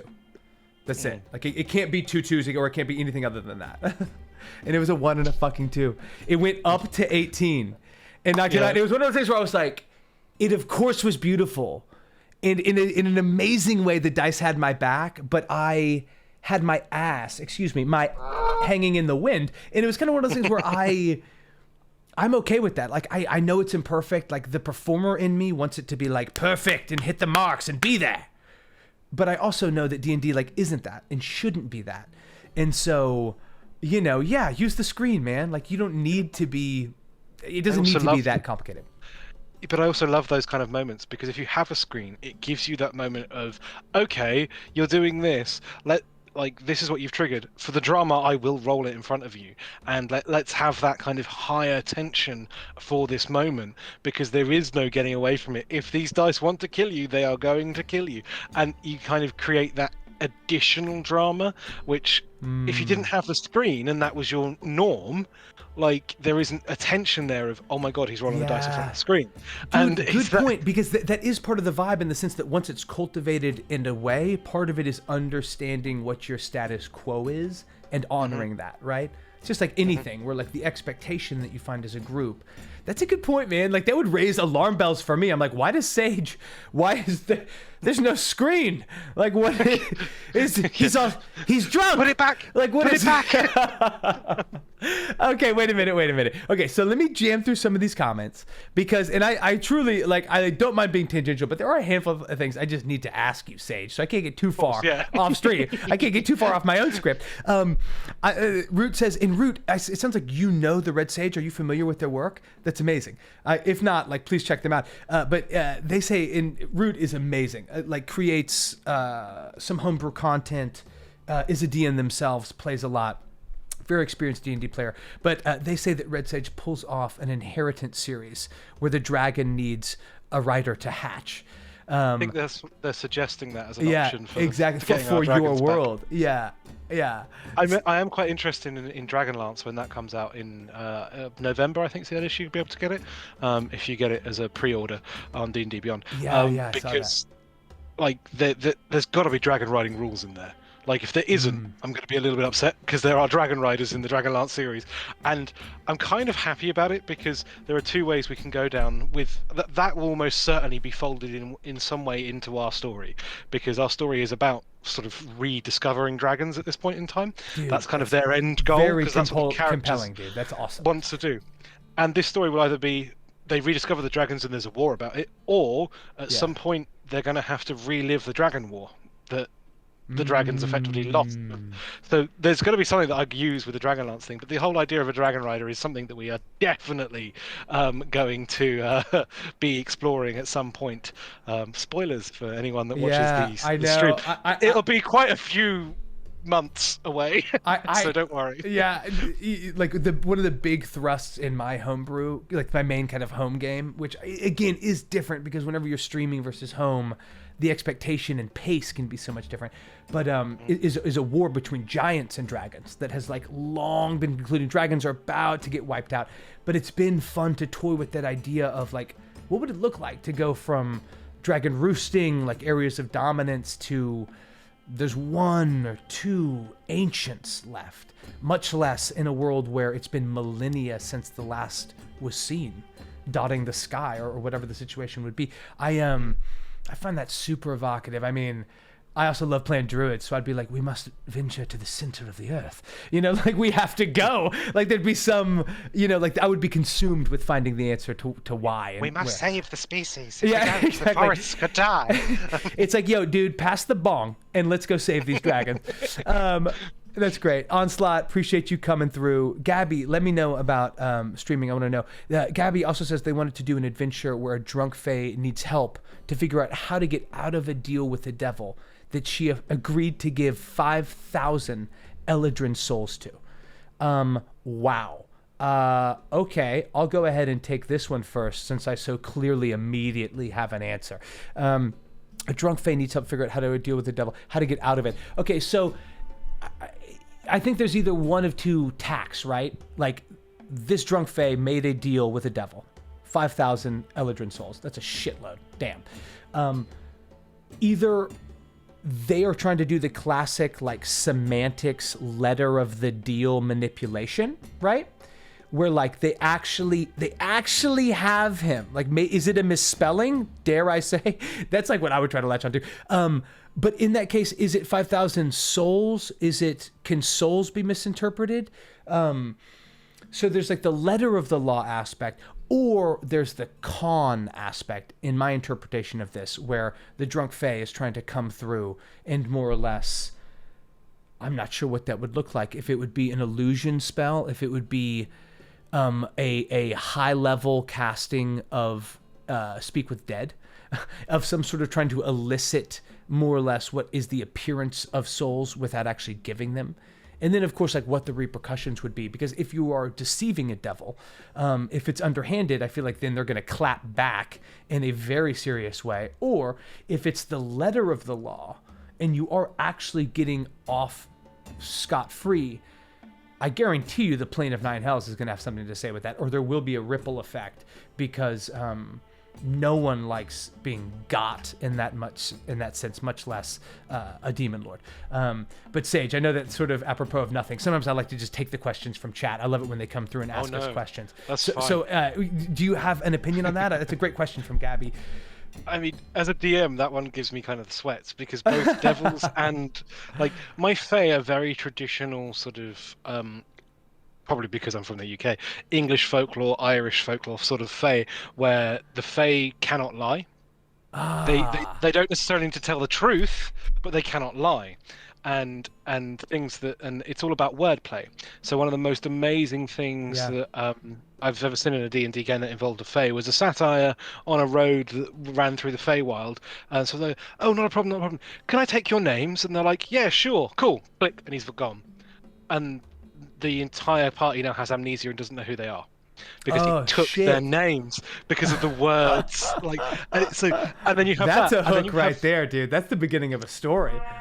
And then you have devils who are very like, oh, here's the contract with lots of like contractual clauses and very lawyer-esque of, well, actually, we agreed on 5,000 within this time period, within this thing. The get-out clause of this, and this only applies if this happens. Exactly. And it's those two kind of interactions of someone that cannot lie and takes things very literally to someone that can. And it also depends on sort of when they say the soul of an Eladrin. I see my kind of thing there is, what is the soul of the Eladrin? Like they are fae beings. Is that the pineal gland? Yeah. What is it? Yeah. Do the fae have souls? Like they're not mortals. They don't like because the elves go to the Feywild and to Corellion in sort of when they die. So they don't. That is the heaven for elves. So do you just bring him 5,000 alive Eladrin? Yeah. Because they are, or do you bring them like, oh, here's the music written by 5,000 different Eladrin because that's the soul of the Eladrin, and it's very kind of like, ooh, like how Yeah. on earth do you play that? Especially because as the DM, I'm sitting there going, those are two NPCs. Yeah, I that's know, my and you problem. don't want to go too far down that, right? Like you want to have that already sorted, so you can just have the effects of that relationship and not have to like discover together what the two NPCs are about, because you're concerned with the PCs, 100%. To that point, and before I get too far ahead, PCM, welcome. I assume you know the Red Sage. I'm just getting to know him. Very talented DM. If you guys don't already follow him, please do. He does live streams. He does some campaign prep, as well as just some sort of kind of video game streams, having a good time. But I essentially on Wednesdays typically sit down with other DMs, learn from them, hang out, and it's an opportunity for me as a guy that likes to stream D&D to also add, to my table as well. Root of all beers, that was kind of my take as well. Like I liked the idea if it wasn't a written contract and it being 5,000 Eladrin souls, simply chopping off the feet of these elves and bringing them to them and tipping your cap and beginning whistling on my way to get ice cream. Like literally, that's what I meant by semantics, and also clarifying because in a verbal contract, that's going to be so much different. Gabby, get in here. Yo, if you like D&D content, you're in the right place. I do live streams. I do campaign prep as well, some doodle sessions. Gabby says they're working on taking old monsters from old editions. And I actually kind of wanted to talk about this because I saw you hold up that 3E player's handbook. That's fucking sick, dude. That's sick. I've got the player's handbook, the Dungeon Master's Guide, the Monster Manual, the second Dungeon Master's Guide, Monster Manual 2 and 3, the Epic Player's Handbook, and the Expanded Psychonics Handbook. Whoa. What was that last one? The I'm not Expanded familiar with that. Psychonics Handbook. Psychonics? Yep, so like psychic people. So this is Wow. this is where in third edition the Gith, which have become quite popular with Spelljammer, come from. The Three Kreen as well are psychonic. They do things with like that. Dwerga in third edition also had psychic abilities, but there were also half giants, Elan, Dromites, Zeph, and Maenads, which are just all the psychonic races. And the specific class that was in this was the Scion, and then had the different things that they could do, like the we've seen sort of elements of that been updated into fifth already with things like the Soul Knife. That was originally a Scion subclass. But yeah, it was very much, when I saw that I was like, cool, brain things, yes please. So I bought that one as well. I'm playing a Soul Knife Rogue right now. And same, really cool. Edwin is into the 3.5. Like my first introduction was 3.5, like tacitly, but I, in my longest running home game, incorporate the Silver Marches adventure campaign book. I'm not sure if you're familiar with that. Like it has been a godsend for me. I mean, stuff like the Snow Cloak in terms of old monsters, or even just taking some of the old NPCs or like Silvery Moon and the wards that protect it. All of that stuff is so well structured. Not that it's not in something as recent as Spelljammer or whatnot, but it just goes to show there's like a lot that can be mined, from those old models. That's rad. Well, PCM, welcome. Gift to Gabby, let us know whenever you get back up. I would love to know whenever you start doing campaign prep. That's some of my favorite stuff, to follow up on. PCM goes, I mean, I do now. Let's go. That's exactly how it should be. Well, let me ask you, man, because we've talked about so much. I mean, you're so adept at building your campaign and going session to session relative to your party members, right? Like, what are some other kind of things in your DM toolbox? Like, if you were just starting out, what's stuff that you wish you'd done sooner or known earlier? It's ironic. It's almost the reverse of what I said earlier. I said I'm a bit of a control freak. One of the things I wish I'd learned earlier was literally to give up control. Like Sure. Establishing that this is it's collaborative. Like I definitely, when I first started, kind of suffered from railroad syndrome in the sense that I picked up the module, I read through the module, I knew the story, this is the way you go. And it, like, in a way, I'm glad I did that because it taught me to be the DM I am, because I discovered that didn't work. And failure isn't a bad thing. It just teaches you what doesn't work. And that's it. But that failed miserably with like every time I tried to do it. When you try and railroad characters or players, it never works. Even if it's only the illusion of freedom, you give them that illusion, it's so much more fun, and players come out of like situations and give you new ones. One of the best examples of that I saw is someone talking about their home game in which they're walking along, they've got some wolves waiting in the wings to attack their players, and they're going through this forest at night and they hear the howling of the wolves, and one of the players out of complete blue goes, "Oh god, what phase of the moon is it?" And the DM instantly goes, let's go. "Cool, so these are now werewolves." Yeah. It's much more interesting, and it took their campaign in a whole different direction because of someone just asking about the moon. Like, that adaptability and listening to your players, I think, is something I wish I'd learnt sooner, but I'm glad I've learned it. It's something that it's a collaborative thing. It's not you versus them, it's us versus the world. For sure. And it's so well put, Sage. I absolutely, I mean, just double that and echo that. I feel like for me, whenever I was starting out, it was almost more some version of like wanting to make sure I could accommodate, being like, oh wait, no, this is like, but this has to happen, or like the dragon's over there. And the more and more that I've been able to just trust myself, in the same way as an improviser or a comedian, like I know I just need to be present and roll with it, that once that session ends, if there's anything where you're like, oh snap, where am I going to get 5,000 Eldrin souls? Fuck! Like, you know what I mean? Like, trust yourself to be able to kind of go back and find that answer, because every single time you will. And if you can't, the neckbeards of Reddit can help you. They will come through. They will strip you down. No. So man, that's awesome. Sounds like, being open, being malleable, and Brendan Lee Mulligan, who is a sponsor of this show. I don't know if I clarified that. No, he, but on that same, kind of post interview with Mercer and with Abrea, talks about railroading as almost being like water running downhill, right? And creating sort of a path of resistance to take this water that is the players and their wants and needs and give it some movement. It can't just be like a linear path. I mean, Exactly. Railroading is treated as inherently kind of a cringe, like bad word, right? It's sort of like saying katana in D&D. Don't do it. And you, I have found that in my campaign, I mean, it's almost like, I like to describe it like there are railroad stations, like all across the landscape. And they will occasionally like walk across the tracks. And sometimes they're not even on the train, but they'll walk down the tracks because easier way to get somewhere. And maybe the train's coming, bam, hits them. Or maybe they get to some place and there is a depot there that's leaving in 2.5 hours if you guys want. So there's a way to, as a DM, create your structure, your encounters, your world, and still have it come up. I mean, you earlier were talking about, oh wow, they have to go down into the sewer to meet this rat and get this information. They could just as easily go to the masquerade ball and have some rich fuck that's just had, to sort of pull out the sewers themselves. They were infested, and it's been something where now that information is gained through this guy that had to hire an exterminator or whatever it was. But yeah, I mean, it's exactly that. Yeah, like it's a case of having things to do, not necessarily places and people to meet.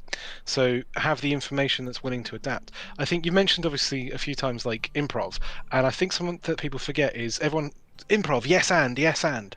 As a DM, there is another side to improv, no but. Yes, don't be afraid to use that. Like, no, totally you can't just teleport through the void, but you can do this instead. Or and like you do know this bit of information that gives you another way round. And so it's important to use both sides of it in the same way that I think that's how you avoid railroading as well. You don't just say, because saying no to everything becomes railroading. Saying yes to everything, you lose the story. It's the balance of saying yes and no but, and make sure you do both of those as appropriate. Yes, totally. And I couldn't agree more, because sometimes a no is a yes. I think for a lot of new DMs, it is so hard to find that line. So have you found, I mean, is it easier? Like, what is it? Like, for me, the instinct is often some version of realism. and also kind of running it through a loose kind of, panning system of being like, is this too easy? But what is it for you, Sage? Like, how do you find that? How do you walk that line? I mean, it's an interesting one. I come from quite a queer background, so Cool. sort of being a member of the queer community and things like that. And we have that kind of filter pretty much permanently when we grow up of how does this look? How does that look? And that does, in a way, inspire my games in the sense that when I know when to say yes and I know when to say no, but I also know when to say no and give in anyway. So, for example, like it's that's kind of like, oh no, that's not that, and then you do something in the background that they can discover later because that will generate more joy than just handing them things, like the Ducks of Doom. The Ducks of Doom exist. Like, it's something that I don't really want in the world, but they're in the world because we've done that. But they're not on their doorsteps. They're not on every street corner. But there is something out Give there it in the world 6 that we can do. months. At some point they're going to go, right, we're going to go hunt down the ducks. But having that kind of thing is something it's true, and it's again, it comes down to realism in that sense that much like as a queer person looking for other queer people, we are everywhere but we're also nowhere. You have to find us. We're not just on the doorstep for you to sort of do. And also it from my experience, probably seems weird to people, me bringing up my personal experience in this, but like, queer people aren't what other people think we are. So in the same way that, yes, the Ducks of Doom are there, but they're not necessarily going to meet every expectation of the players when they meet them. That's an important, very well and put. it's that kind of, and the biggest way I can sort of analogize that is, for example, recently we've had Pride in Brighton, near where I live, which is pretty much one of the gay capitals of the UK. Yeah, and I was knew talking that. I was talking to one of my colleagues, who is a straight woman with kids and things like that, and she was like, she literally said the words to me of, "But you're putting on a show for us," and I had to sit there and go, not about you. It's like I'm putting on a show for me. This is for us, like not you. And it's that kind of, she's expecting one thing from Pride, well actually it's another. And yes, she may get that experience of taking her kids to see the displays of colours and the drag queens and everything else, but the realism behind that is actually Pride was a protest. It's about us being able to be ourselves. And in the same way with like yes-anding and no-butting, like I've yes-anded the ducks, but I've also kind of yes-butted the ducks in that sense. I've gone, yes, the ducks exist, but that's a problem. Yeah, it's actually not a helpful thing. Yeah. It was something, we've got a mechanic that I kind of took out of the Dungeon Master's Guide and adapted slightly, called plot points. Okay. In which the characters, not that any of them have used them yet, can use a plot point. And there's a couple of things they can use them for. Things like, I know a guy. So what they do is they go, oh, we need to do this. They can play a plot point and they will know someone that they're able to do that. But I've said to them that when they use these plot points, they come up with the plot point of what they want. However, I add a complication. And so, yes, you're right, you do know a guy. When they go to find this guy, they knock on the door and there's his wife going, oh, hang on, you're not him. They've had a falling out. Turns out he's in prison. And she's angry. And so how do you then get him out of prison? Yeah. And it's just adding that sort of extra layers. Or get yourself into prison. Come on now. Yeah, exactly. It's one of those sort of I've seen Prison Break. Let's go. It's one of those kind of, maybe it's because I'm a queer person and the fact that reality is never as you expect it to be. And that's what makes things real. Your expectations are needs to be wrinkled every time that you are kind of, you like, nothing is perfect. And like even when it does appear perfect, having done drag and you do the illusion of looking amazing, underneath there's still this like bearded chubby guy. It's an illusion. There's always another layer in that sense. Dude, so we didn't even get to this yet. I know. Well, no, I mean, Sage, I'm just like truly, I'm like, I knew. I told my partner this. I was like, man, like, because I really do enjoy your stream. I'm like, this guy's so fun. Like, he's got a great command. Like, your ability to move between pace and player agency and your own storytelling. It's just very well done. But we were just laughing because we were talking about it before stream, and I managed to avoid it the entire time. Well, yeah, no, it's excellent. And we were just talking about that. The TTRPG space is like, I am new to it in an online sense, like within Twitch, within Twitter, and it really is like so queer. in the most beautiful of ways, of course. Like in again, like in terms of like my kind of posture into the world, I'm like basically like a cis male, and it more was just like really interesting to me because my background is musical theater. Like I not even to like I have a lot of gay friends, but like I have a ton of gay friends, and it's more just I not any of them play D&D, and yet the space, there's so much of that. And I was just kind of curious. In Gervanch, I see that, man. We'll definitely sort something out between two footballers or just between two G's, whatever it is. And Edwin, thank you for swinging through. Truly, nice to meet you. Hope to see you again. I do a lot of D&D content and very much enjoyed hanging out. But Sage, like, is that, because all those metaphors are so apt, man. I mean, is that something that, like, you have found to be true? Like, what am I missing from that? Not that there needs to be some blanket statement about why queer people play TTRPGs, but I'm just curious. Good to see you, Edwin. Appreciate that. There's a lot of sort of different reasons why I think queer people do end up in TTRPGs. Obviously, this is my opinion. You'll feel free to disagree with me. Totally.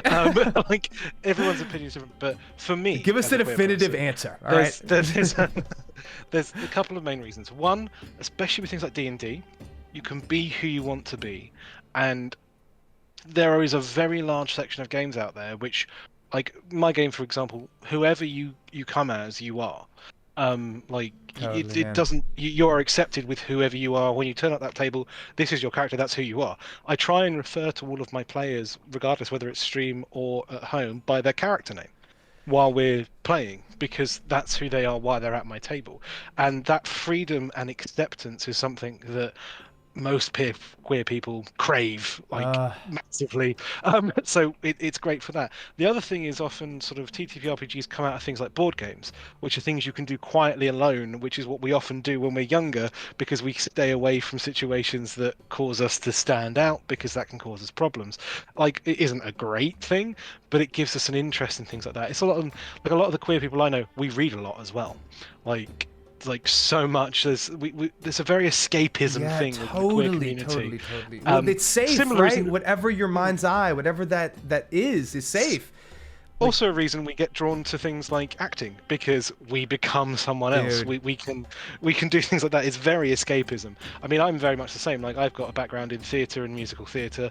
I used to do a lot of that. Games, books.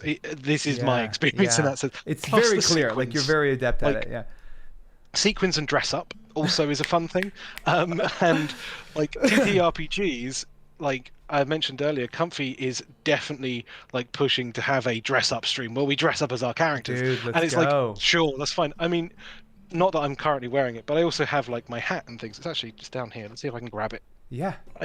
I'm not wearing it because it's really, really hot. But I know. This is kind of my brand. Is the hat? Oh God, what's from backwards? That's fine. What's that? Oh, it's the back of the hat. What the fuck is that? Man. It's the brand, and we dress up, we play around, and that goes really well into D&D. I'm gonna be slightly sad and plug. It's nothing to do with me, and not sponsor or anything like that. Yeah. But these two wonderful books are called Adventuring with Pride. There's a new one that's just finished their Kickstarter. That's basically specifically a like unofficial add-on for queering up your games to make things like queer, and specifically obviously aimed at queer people for us to enjoy things like that, but it also helps for like non-queer DMs. If you know your table's going to be quite queer and you want to throw something in, stuff like this, resources that have been made by queer people for queer people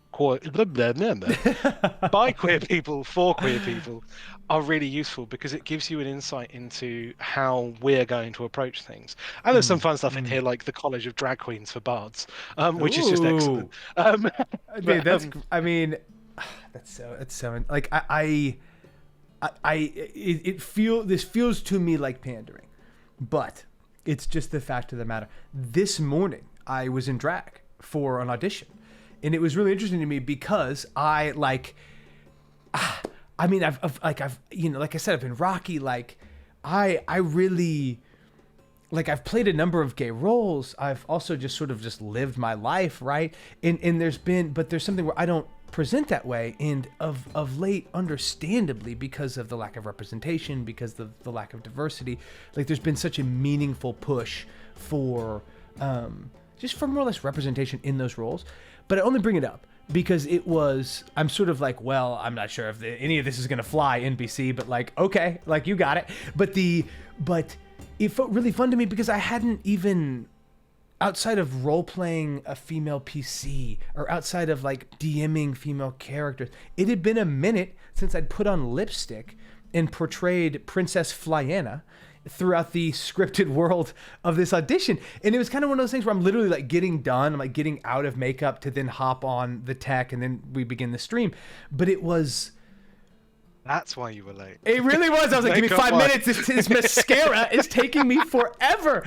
Listen, I'm tempted to bring up the audition, maybe at the end if we have time. But it was one of those things where I was like, it was so, even just putting on a dress, even just lipstick, not that it's just anything, but whenever you're, like, I'm sure putting on the hat, like there is something really liberating and activating about stepping into another character's shoes or allowing another side of yourself to step forward. And so I can speak as someone that has done drag. I do drag. There you go.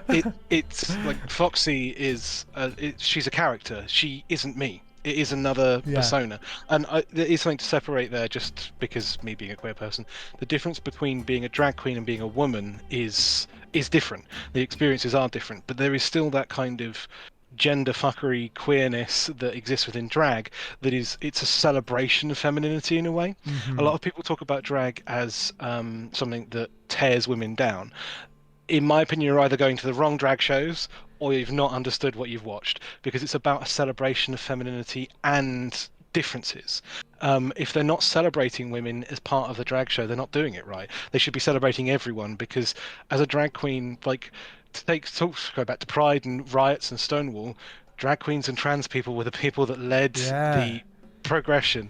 And Stonewall is crazy. I feel like not a lot of people know about that, but 100%. Yeah. I mean, it's like, one of the reasons I love D&D, especially in the Wizards of the Coast format as it is now, is it is very pro being who you want to be. I know they've had their own problems and issues with that, and they're trying to work on it and things like that, which some people think is performative, but performative action is better than no action at all. In a way, they are working on it. For sure. If we go back to the old sort of, what is it, TPC or whatever it was, the old, very, very old Gary Gygax's one. Okay. Yes. Admittedly, different time, very much a different time. But the reinvention of that by his son is explicitly homophobic. Oh shit! And when was that? When did that happen? Was that in the 90s? No, it's now. Oh god! Like there was a very big transphobic thing that they said. There's a whole thing on Twitter if you ever want to go look it up. But he's explicitly homophobic and transphobic, and saying that doesn't exist in our worlds. It shouldn't exist in the game. This shouldn't happen. And in a way, I loved it because the queer community came around and went, "Our game, piss off." Excuse my language, totally. But it was very much like, no, you can be anyone you want to be at our tables, and it is very much something that, in the same way that as queer people, 10, 15 years ago, you wouldn't hear us calling ourselves queer people because it's a slur and people don't like that. We've reclaimed things. I've also noticed Gabby said something about that when they first saw D&D, they felt like they weren't smart enough because of so much math. Yeah. And I understand, especially with 3rd edition. 3rd and 4th edition were very math heavy. 5th edition is much more math streamlined to the max. But yes. Trust me, D&D, while it looks scary, like you've got all of these rule books for a start. It sounds like it's a massive undertaking. All you need to play D&D is an imagination and probably a pen and a bit of paper. Yeah. Sometimes the pen and paper are optional. Are you a note taker? Yeah.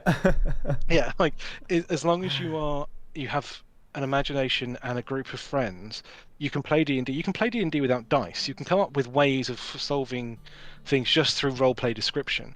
It is really a game that allows everyone to be accepted. And there's a couple of things on Kickstarter I've backed recently, and part of the reason I've backed them is because they're so inclusive and wonderful. Like, I'm quite looking forward to something coming, should be towards the end of this year. Who knows? It's Kickstarter. Could take months. Dude, also, the state of the world, it's like, let's just hope. It's got like disability rules that they've written to allow you to play characters in wheelchairs and stuff like that. And that's just so cool. I want to be able to ensure that anyone that comes to my table, be they abled, disabled, differently abled, queer, straight, black, white, Asian, you are welcome at my table regardless. Like my world is a living world that races mingle, races mix, including races of different colors. Like Yes. one of the things that I know is a big problem was people always talk about elves, and when they think of elves, they think of one of two things. They either think of Tolkienite elves, Legolas. in which they're very sort of white and pale, or they think of D&D elves, in which they're white and pale, or they're dark-skinned and evil Drow, because of Drow. for sure. And I really don't like that because, like, that's associating one thing with this is what it should be. Now, I'm quite looking forward to the Rings of Power because I know there are going to be elves of color, which a lot of people are going about. No, that's shut up. You've misunderstood Tolkien if you think that there's a problem with elves of color. Yeah. At all. Like, it's just the reason all of his elves were white and have like blonde or white hair is because he was describing people he knew. And Yeah, that's funny. They were just kicking around Oxford. Oxford, Cambridge, like the middle home counties, Yeah. and the people he saw in World War One and Two. He was describing Aryans because that's who he saw and who he knew, not because they don't exist in the world. Like, even if you read his right, like the people of Harad don't even have dark skin and they live in a desert. Where's Harad again? I don't Harad is the desert to the south of Mordor. Oh, okay. Near Got and it. far Harad. What you it. see them in the films is the Oliphant Riders. Oh, And the yeah. Easterlings, Yeah. like they're not described as having dark skin. They're described as having dark hair, but it's very like you've misunderstood the point that he doesn't really mention skin color, other than that everyone seems to be fair.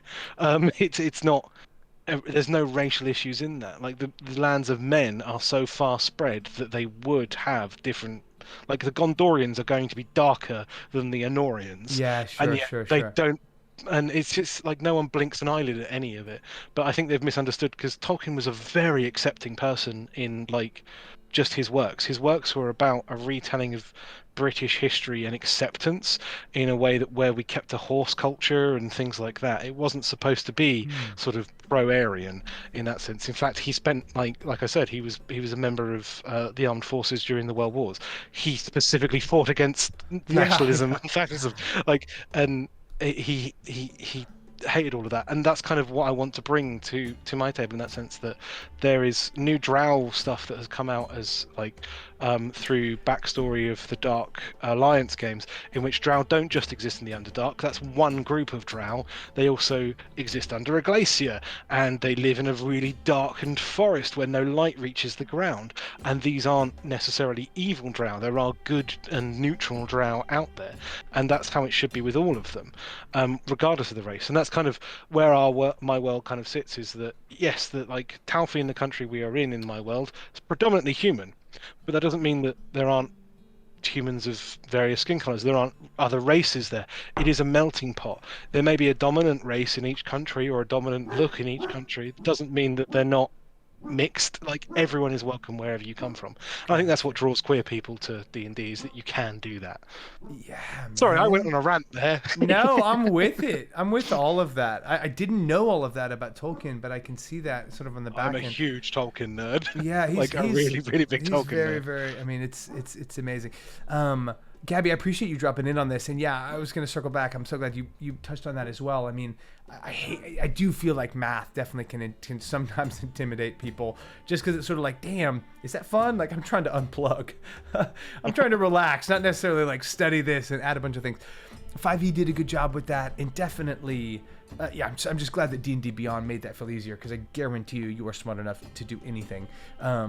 There's such weird kind of gatekeeping that kind of exists around D&D, and I hope that, I just don't want that to get in anyone's way. And then sometimes we just people like us are throwing those gates open. That's kind of my goal. Is yes, I will gatekeep in the sense that I'm here to open the gates for you, not to keep you out. Yeah, and like that's what you're talking about in general. Is like taking people's desires, their wants, and like adjudicating a space for it, right?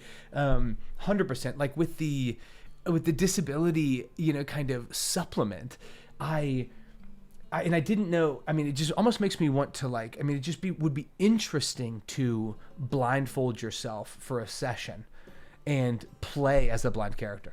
Like, I mean, and I don't mean that to be disparaging or act like that would in any way equate to actually being blind, of course. I more just mean as an exercise, because the theater of the mind can be so evocative, and at minimum, it's just so cool that they're wanting to encourage people to, of course, like incorporate that and make that a level playing field, and allow people that are, whatever. I mean, challenged in some area or physically disabled in some area to be able to represent themselves. Because, like, as we know, that's the fun part. Like, it's just wild. I mean, it's just wild how in general we as a society are so consumed with creating these narrow constraints of expression, and D&D just blasts through that. And so often quality literature, like, blast through that as well. If you could do that, Carpe, neuro condition. Yeah, thank you. I appreciate that. Appreciate that support. But yeah, man, that's well put. I mean, it's something that you have lived through. Thank you for sharing that experience with us. And yeah, it's something that, I've seen peripherally and wanted to understand at a deeper level, just because, like, I don't know, I feel like creating space as people for other people is how we move towards a ton of high level societal success. So man, I'm all about that. Okay, here's a scoop. Storm's brewing.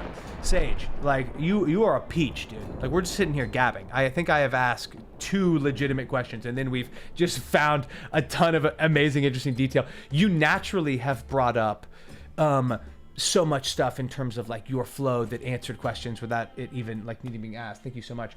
I do, before we move to how can we find the Sage, how can we support you, I do like to, of course, end sort of the interview portion with a section known as Rapid Fire. So the rapid fire question, I'm not sure if you've been in there for any of that. It's somewhat standard. There's a couple sort of wrinkles and dinkles in there, but essentially binary questions, like yes or no, like blue or red, whatever.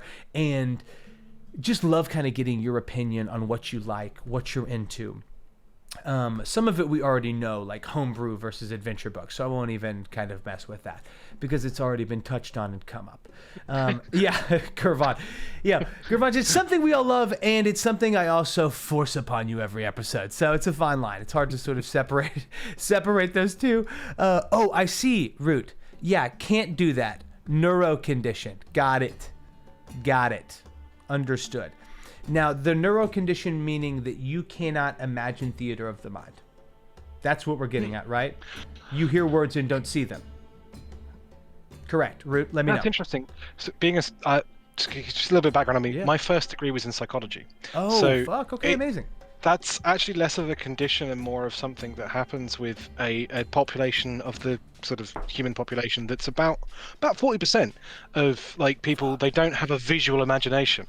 And they store information differently to people. Like, when I close my eyes and I dream and I think of things, I can visualize. There is about a 40% of the population that just cannot do that. And in the same way, there's about a sort of almost 50-50 split of people that have an inner monologue in their head where they talk to themselves, and the other half don't. Gotcha. I'm definitely a monologue person, dude. But yeah, so Yes. you're not like that different in that sense. But you will find that in those situations you will adapt in a different way. So you may not imagine things in theatre of the mind, but you will adapt in differently. A lot of people with that kind of style of neurology will draw things instead because it gives them a physical thing to look at rather than not. Gotcha. Or like say you have a monologue in the same way we do, in that you can monologue what's going on and repeat it to yourself in your head, so you keep that information there without physically sort of neurologically visualizing it. That's just me being a nerd now. Yeah, Sorry. no, that's Carry on. rad. Rapid I mean, fire. well, it just goes to show how things how we are trained and learn and adapt through a ton of different things to take in information. I didn't know it was that prevalent. So thank you for sharing that with me. Root, you know I hate to hear that, but you a beast. Okay, guys, here we go. Bugles up. So the rapid fire, of course, is something where we don't hesitate, okay? We go all the way in, except for typically after I ask a couple questions and then I get tangential. But the pace is up. It's elevated. Okay, so first question. Are you ready, the Red Sage? Let's go. Standard array, point buy, 46 drop lowest, or 3d6 when creating characters? 46, drop lowest. Let's fucking go. I think that's the way to roll because it can still bone you. It can also still be super exciting. Okay, great. Do you call it a DM or GM? But there was a third option that you've kind of coined. Lawkeeper. Lawkeeper. That's only on plot armor. Generally, I call myself a DM, like in home games, because people understand that. But I wanted to move away from the idea of a master controlling things with plot armor, and we're actually all working together on a story. So, Lawkeeper came to me like randomly one day while I was walking home. It was a really weird, like, I need to get home and write that down before I forget moment. That's great. I mean, Lawkeeper is appropriate because keeper is very like you got to do it, and then it is just law, which is highly valuable, as we all know. Okay, giants or dragons? Dragons. Dragons, let's fucking go. Red dragons or blue dragons? Blue. Copper or gold dragons? Gold. Woo! Okay, blue and copper. Let's go. I mean, blue and gold. My bad. Okay, frost giant or storm giant? Storm. Storm. Okay, let's fucking go. If you are making one more character for the rest of your life, is it a spellcaster or a melee fighter? Oh, they're going to be a... Hey, Google, stop it! Hey. Stop Look it! at Google going. Google wants to join in. Yeah, Google's like, I'm gonna be really spellcaster. They're probably going to be a half-caster, so they're going to either be like a paladin or a ranger, that has a bit of a mix. Dude, that's awesome, though. I have a soft spot for rangers and for paladins. Obviously, So do I. They're treated different. I know Fuzka does as well. What's up, Fuz? Thanks for rolling in. Okay, great. So that's good to know. Sounds like half caster splitting the difference. DM question: D100 or D12? Ooh. Depends on the situation. Come on, rapid fire, bro. Probably We got one. D12. Let's I've always go. wanted to have a D12 system. Yeah, I think yeah. There's systems out there that use all the different types of dice except the D12. Well, I don't know Coyote why. and Crow is one that's D12. Is it? I have to look that up. Yeah. Because I love the shape of the D12s. I know, it's a chunky boy, just like this one. Believe me, that's like one of my favorite questions to ask just because it's a hard one for me to answer. I don't know. I love rolling D12s, but when a situation necessitates a D100, my whole body puckers, and I like that moment. Okay, shibbity beep. Okay, but that's good. I'm so glad that like gave you. Yeah, that's all I needed. Okay, That one's hard. Yeah, exactly. All right, great axe or great sword? Great sword. Great sword. I love it. 2d6, slightly more damage on average. It's also just sexy. Okay, elf or dwarf? Elf. Gnome or halfling? Gnome. Gnome. Okay. That one I thought. Okay, amazing. Only because of the Tolkien. Okay. Yeah, lucky. Yeah, I know exactly. lucky's a halfling thing, but I'm like, no, still gnome. I No, prefer that's gnomes. sick. I'm glad I gnome. Okay. Tabaxi or tiefling? Tiefling. Tiefling, oof, no hesitation. All right, this is the only one that's a little bit tricky, but I must warn you, we stand turtles on this show. Turtle or turtle? Portal. There it is. That was the right one, Sage. We fuck with turtles right here. All right. Okay, next. Next. There is a caveat on that one, though. Yo, please. Not from World of Warcraft, because if you're throwing your children in the sea and we're hoping for them to survive when random, you don't get to live. Yeah, no, 100%. I also have some weird beef with them giving turtles a lifespan of like 60 years. You know, my turtles live for hundreds. Bro, of they years. live for Same way- 100. They're like wood elves. I mean, like if a tortoise? Come on. Anyway, okay, 100%. But yes, this is the D&D turtle with, of course, the homebrew actual tortoise Additional years. lifespan. Yeah, 100%. Yeah. Okay, produce flame or firebolt? Firebolt. Firebolt, I love it. Okay, bigger damage die. Let the boy roll it. Guidance or mage hand? Guidance. Mending or spare the die? Mending. Ooh, are you Makes me such kidding an me? arse. That is so aggressive. That is so aggressive. I don't even know if I should. Useful. Yeah, I love that. It's like mending is so great. It's like, yeah, I can mend his headstone. Okay. Healing word or cure wounds? I don't even know if I should ask healing questions after Cure that. wounds. Cure wounds because of the bigger dice or because. Yep. Bigger dice, better effect. Yeah, Fuzka. I love that. Okay, no, 100%. Well put. Okay, we're back into the aggros. Fireball or lightning bolt? Fireball. Wow, my boy is a classic. Okay, I love it. You can't argue against Fireball. Like, you know what I mean? Timeless, enormous range, set stuff on fire, all about it. Sex appeals through the roof. Okay, mass suggestion or charm person? Oh, mass suggestion. Yes. You know what? I should have just said suggestion, but would it still be the same question, same answer? Yeah. Okay. Suggestion. Yeah, suggestion is sort of weirdly game breaking, but I want that. Like, I'm about it. It's only 24 hours. Okay, rapid fire. Sorry. Hunter's Mark or Hex? Hunter's Mark. Hunter's Mark. Oh, my boy. Both me and Fuzka are like, yes. Okay, you starting your campaign in a tavern or a brothel? Brothel. Let's go. For some reason, I just like asking it in half. It's like always tavern, and I'm like, okay. Like, for me, it's brothel. Way more interesting. Yeah, I don't know. I mean, nothing needs to happen. I'm just trying to hang out. Okay, no, I read it for the articles. All the characters are definitely going into the room and suddenly they're being attacked by mimics. The brothel's run by mimics as a feeding ground. Instantly, like, welcome to the campaign. Yeah, totally. And it's pop quiz. Also, what's your armor class? Wrong, because it's actually just 10 plus your dexterity. Here we go.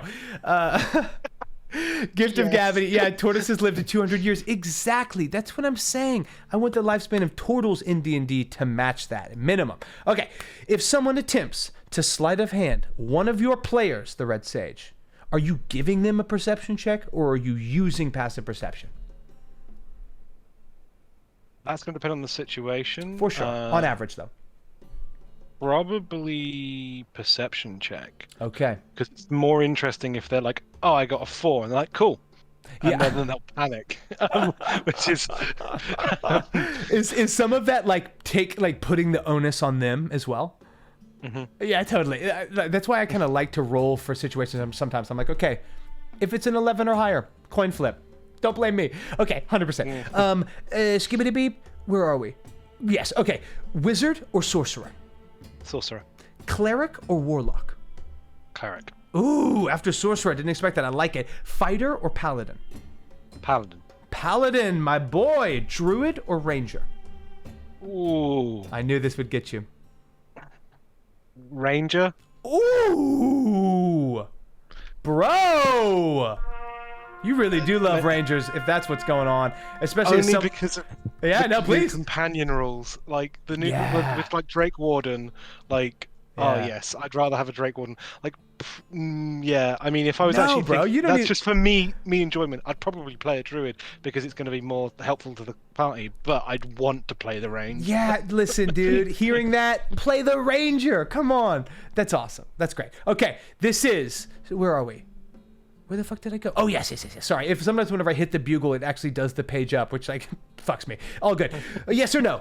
Should cats have dark vision? Yes. Oh, with you. Okay. Final question of the rapid fire, the Red Sage. Yes or no? And this is a different question given the recent 1D&D announcements. However, in your opinion, a natural 20 or a natural 1 on an ability check is an auto success or failure. Yes or no? No. I'm with you, dude. You want to talk about it? I mean, I understand what they're saying about the fact that if they're not going to succeed, it shouldn't be a roll. If there's no way for them to succeed, if it's impossible, there shouldn't be a roll for it. I completely agree with that, and that's kind of where I run my games. What I don't agree with is you telling me that I can set a DC at 25, they have a +3, they roll a natural 20, which is a 23, and they still make it. Because the DC of 25 is not impossible, it's just very difficult. Dude, yes. Yes. The argument that came up in my game was you walk up to the king, can I be king? Persuasion check, natural 20. Suddenly I rule the realm. No. Yeah. Yeah, 100%. Like it's imperfect. I think a lot of that can actually be really helpful. But it's that one. It is playtest. That's exactly. the thing. Important to remember. Again, they've also changed the word of D20 check to D20 test, which I hate. Why was that? Like that threw me off. I think they're just trying to make it seem bad. What I think they need to do is be clearer and say that it's not an auto success, especially because you get inspiration for it if you roll a natural 20. That's what I was about to say. That's what I was about to say. Like for me, that's what really does it. Is I'm like, okay, we're treating every 20 like a free die. That by the way, you can like kick to your buddy if you want. Oh, by the way, we're also considering like double advantage. But it's for that to be the case and also be treated as an auto success, for me, gives a 5% likelihood an enormous effect. What I'll probably do in my games yeah. is I'll keep it in the system as it is, that it's not an automatic success, but we might look at exploring sort of a way of you get advantage on your next that ability, rather because I like the way I run inspiration, because I run inspiration points and you can acquire them through different things like good role play and things like that. I like that better than just rolling well. And does that mean it's like a point? Oh, 100% in terms of how you give it away. But in terms of is it a pool that it's being drawn from? Because I know that's how Root used to do it as well. I've done it as a pool for the entire group, but Cool. I also, for plot armor, run it as individual points, so they can acquire like multiple points of inspiration and spend them accordingly. I like that. I like but that. they're limited to one point per roll, so they can't roll badly, roll again. Got So it. you get inspiration in yeah. the situation once, but you can have it in multiple situations back to back because you've accumulated those points. Copy that. No, that's cool, man. That's wise. That's sage, shall we say? No, that's a smart move. Do you have any plans, Red Sage, to like stream any of the 1D&D stuff or? Oh yeah. Cool. I've already told my my group that as soon as it comes out, we are switching to 1D&D rules, with the usual adaptations that we make, but to be aware of it. I also vaguely incorporating things into the game, so Ardlings will appear in my game at some point once they work out where they come from. Cool. Yeah, as soon as Tasha's came out, like all kinds of blade singing wizards were in the mix for me, and yeah, Ardlings are dope. That's awesome, man. Well, I can't wait to check that out. And in ways, a perfect segue because we're kind of wrapping things up here, but I just truly, man, like you were one of the first follows that I kind of just came across organically in the D&D space, and I'm curious. Of course, like at the Red Sage is your Twitch channel. What is that the best way to stay in touch, to support you? Are there other ways or? Yeah, you can. It's either that or Twitter. Cool. It's Twitter has an additional underscore under each front and back because Got it. The underscore red underscore sage because Underscore. the ones without yeah. But with Twitter there's an additional one at the beginning and the end. Alternatively, you can follow us at Plot Armor D&D, spelt the British way, ARMOUR, Plot Armor, on Twitter as well, and on YouTube, although the videos aren't up yet, but they're the best ways of kind of following and getting in touch with us, and that way. Yeah. And if you drop into a stream, my Discord link appears occasionally in my stream as well if you ever want to have a chat, or anything else like that, or I'm in your Discord as well if someone wants to drop me a private message if you want to come in before I stream, which will be on Friday, I think, is the next time I'm streaming. Are you streaming Plot Armor or what's going down? That's world building. Okay. Friday. Amazing. So Plot Armor will be. It's our off week this week, so we take every sort of last weekend off, so because we can adult and life then. So we'll be back on the something of September. It'll be the 4th of September is our next Plot Armor stream, which goes live at 7:30 p.m. UK time, which is about 10 o'clock on a Sunday for you guys. 10 a.m. 10:30 a.m. for you guys. I think math, something like that. Yeah, listen. Gabby, can you hop in and take this one? No, that's awesome. And how did you get the name the Red Sage? That's a play on Red Mages from Final Fantasy. Is it? Oh, I feel like an idiot. Cool, dude. Well, it was that sick. and Sagely Advice, the compendium that adjusts D&D rules. Well, that's what it feels like. I'm sitting with Jeremy Crawford is what it feels like. I'm like, okay, yeah. Wow. It's so good. Fuzka, I got you. I'm dropping a link right now to my boy Gervanch. What happened, dude? What's going on? What happened? What got you jumped? Let me just pull up the Red Sage. I didn't know you were on Twitter, man, because I'm on Twitter to a fair degree. And I'm not great with Twitter. I use the Plot Armor one more than my actual one, which is probably a bad thing. But I've got it set up so when I go live, my Twitter tweets out. So if you do follow me on there, you'll find good move. Go live thing there. But there's more interaction with the Plot Armor one than there is my own one. But it lets you know when I go live on there. But yeah, so Plot Armor is the thing, and spelt the correct way because you go in the armor. Yes. I love that. For what it's worth, I've always spelled theater in the British fashion, just because, you know, I'm an old dusty bird whenever it comes down to it. Whenever it comes down to the arts. That's so great. Gervanch, I'm dying at that. Yeah, that's hilarious. Well, I don't know. I'm having trouble copying the link and dropping it for some reason. I don't know. I'm having trouble by copying the link and dropping it. If not, it's fine. Drop back to my channel at some point and hold up, I got you. I don't know if it's just not letting me do Twitch links. Screw it. I'm going to type it in. I will not be stopped or silenced. Yes. Wait, I did it. You put on your own thing that says you can't put links in chat or something. Is that why I'm like stopped on my own Stream Elements bot? Very likely. Very, very possible. Oh man, Sage, you truly are a peach, man. You're a super talented storyteller. You're a very generous individual. It has been very fun to kick it with you, man. Like, thank you. Thank you for just creating the time. I feel like now it's like this is just super genuine. Like, you let me know the next time you need, like, whenever the Ducks of Doom, whenever you need like Daffy to come in and like fuck somebody up, you know what I'm saying? To come in and like really just quack the fuck over somebody. I got you. With we will Ardlings, bag you them. can now actually play a You know what I mean? dark-headed person. Like, truly, you know, like nothing would please me more than to wake up at 7 a.m. Pacific and hop on and like be a one-off or whatever, dude. But like, obviously, no pressure. I love the table you run. It's a great one. We are going to be having guest points at some point in the campaign, so yeah, you are more than welcome to join us at our table at any time. Dude, holler at me. Okay, cool. Well, guys, follow the Red Sage. Whenever I first started streaming a couple months ago, some friends of mine named Mim111 and Altruistic Latte raided me, and it honestly created a really fun dynamic. That is actually what led to me raiding you, Red Sage. I think that's actually how I came across you, I'm realizing. But it was super duper just kind of random. Anyway, I say that to say, that's how I like to end all of my streams, by raiding somebody else. Hopefully we can kind of make their day or uplift them to some capacity.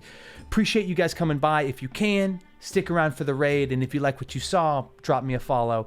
Otherwise, I guess just keep living. Now, I do have to say that I, of course, always kind of like start the raid speech too early. But I didn't this time. So before we get out of here, Sage, any goodbyes? Anything we should know? It's a thank you for having me. Man, back at you. Okay, guys. Well, love yourself. Take care of yourself. And we are... Oh, shit. This is what I messed up. We are beginning the raid countdown. Right. Okay, so 3 seconds. This is what I always goof. Okay, guys. I love you. We raiding. We out.